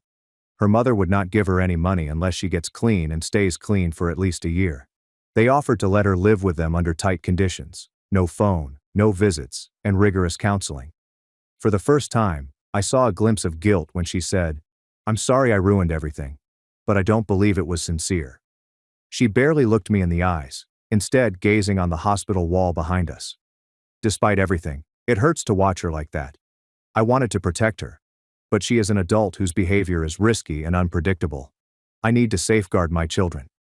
Strangely, she did not inquire about the hearing or her gravely injured buddy. She just sat there, appearing offended by our presence rather than appreciative for our assistance.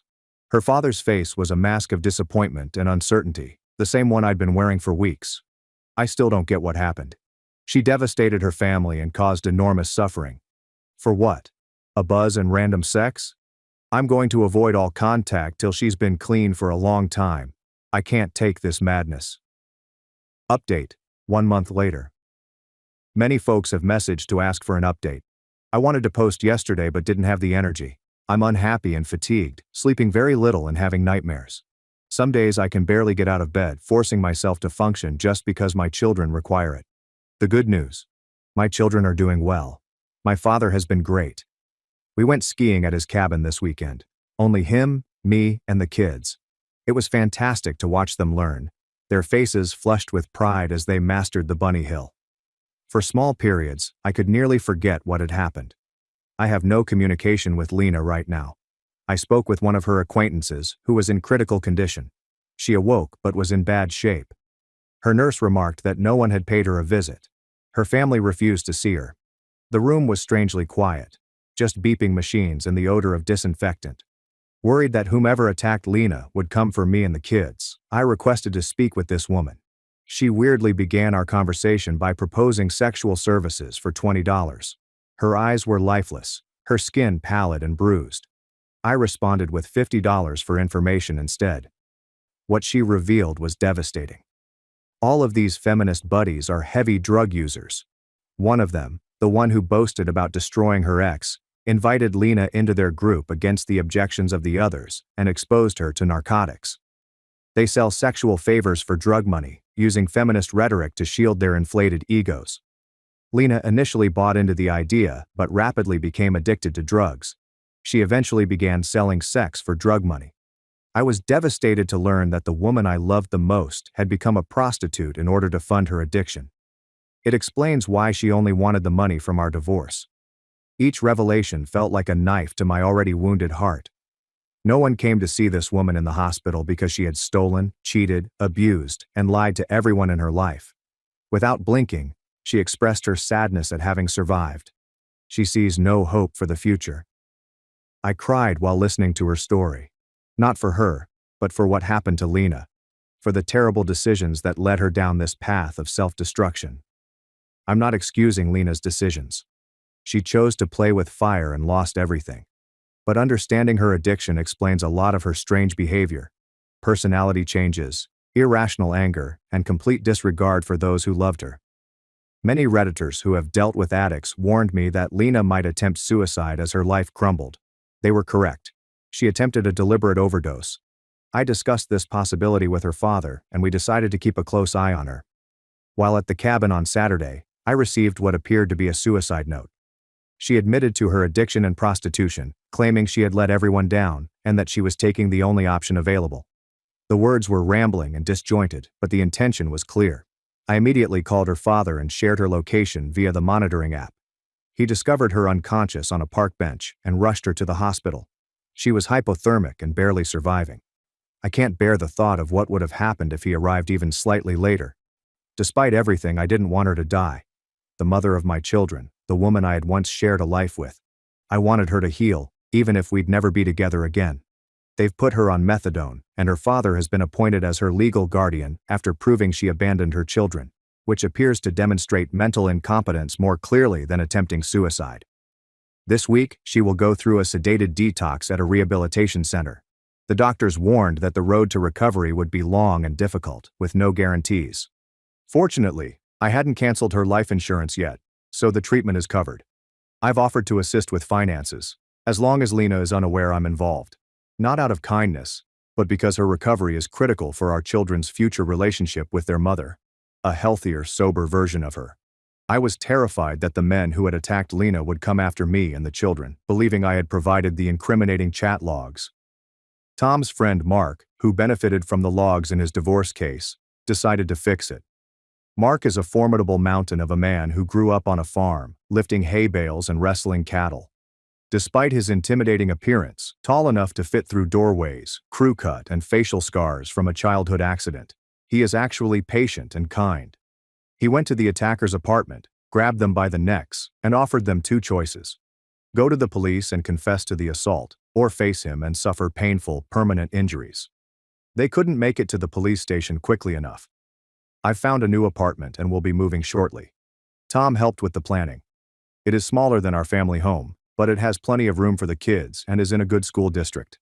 I've been gradually decorating their rooms, hoping to create a safe and welcoming environment. Despite everything, I am incredibly grateful. My friends and family, as well as the need to be strong for my children, motivate me. My heart breaks for Lena. Despite everything, I do not regret marrying her. I still love who she was, but I know we'll never be able to reconcile.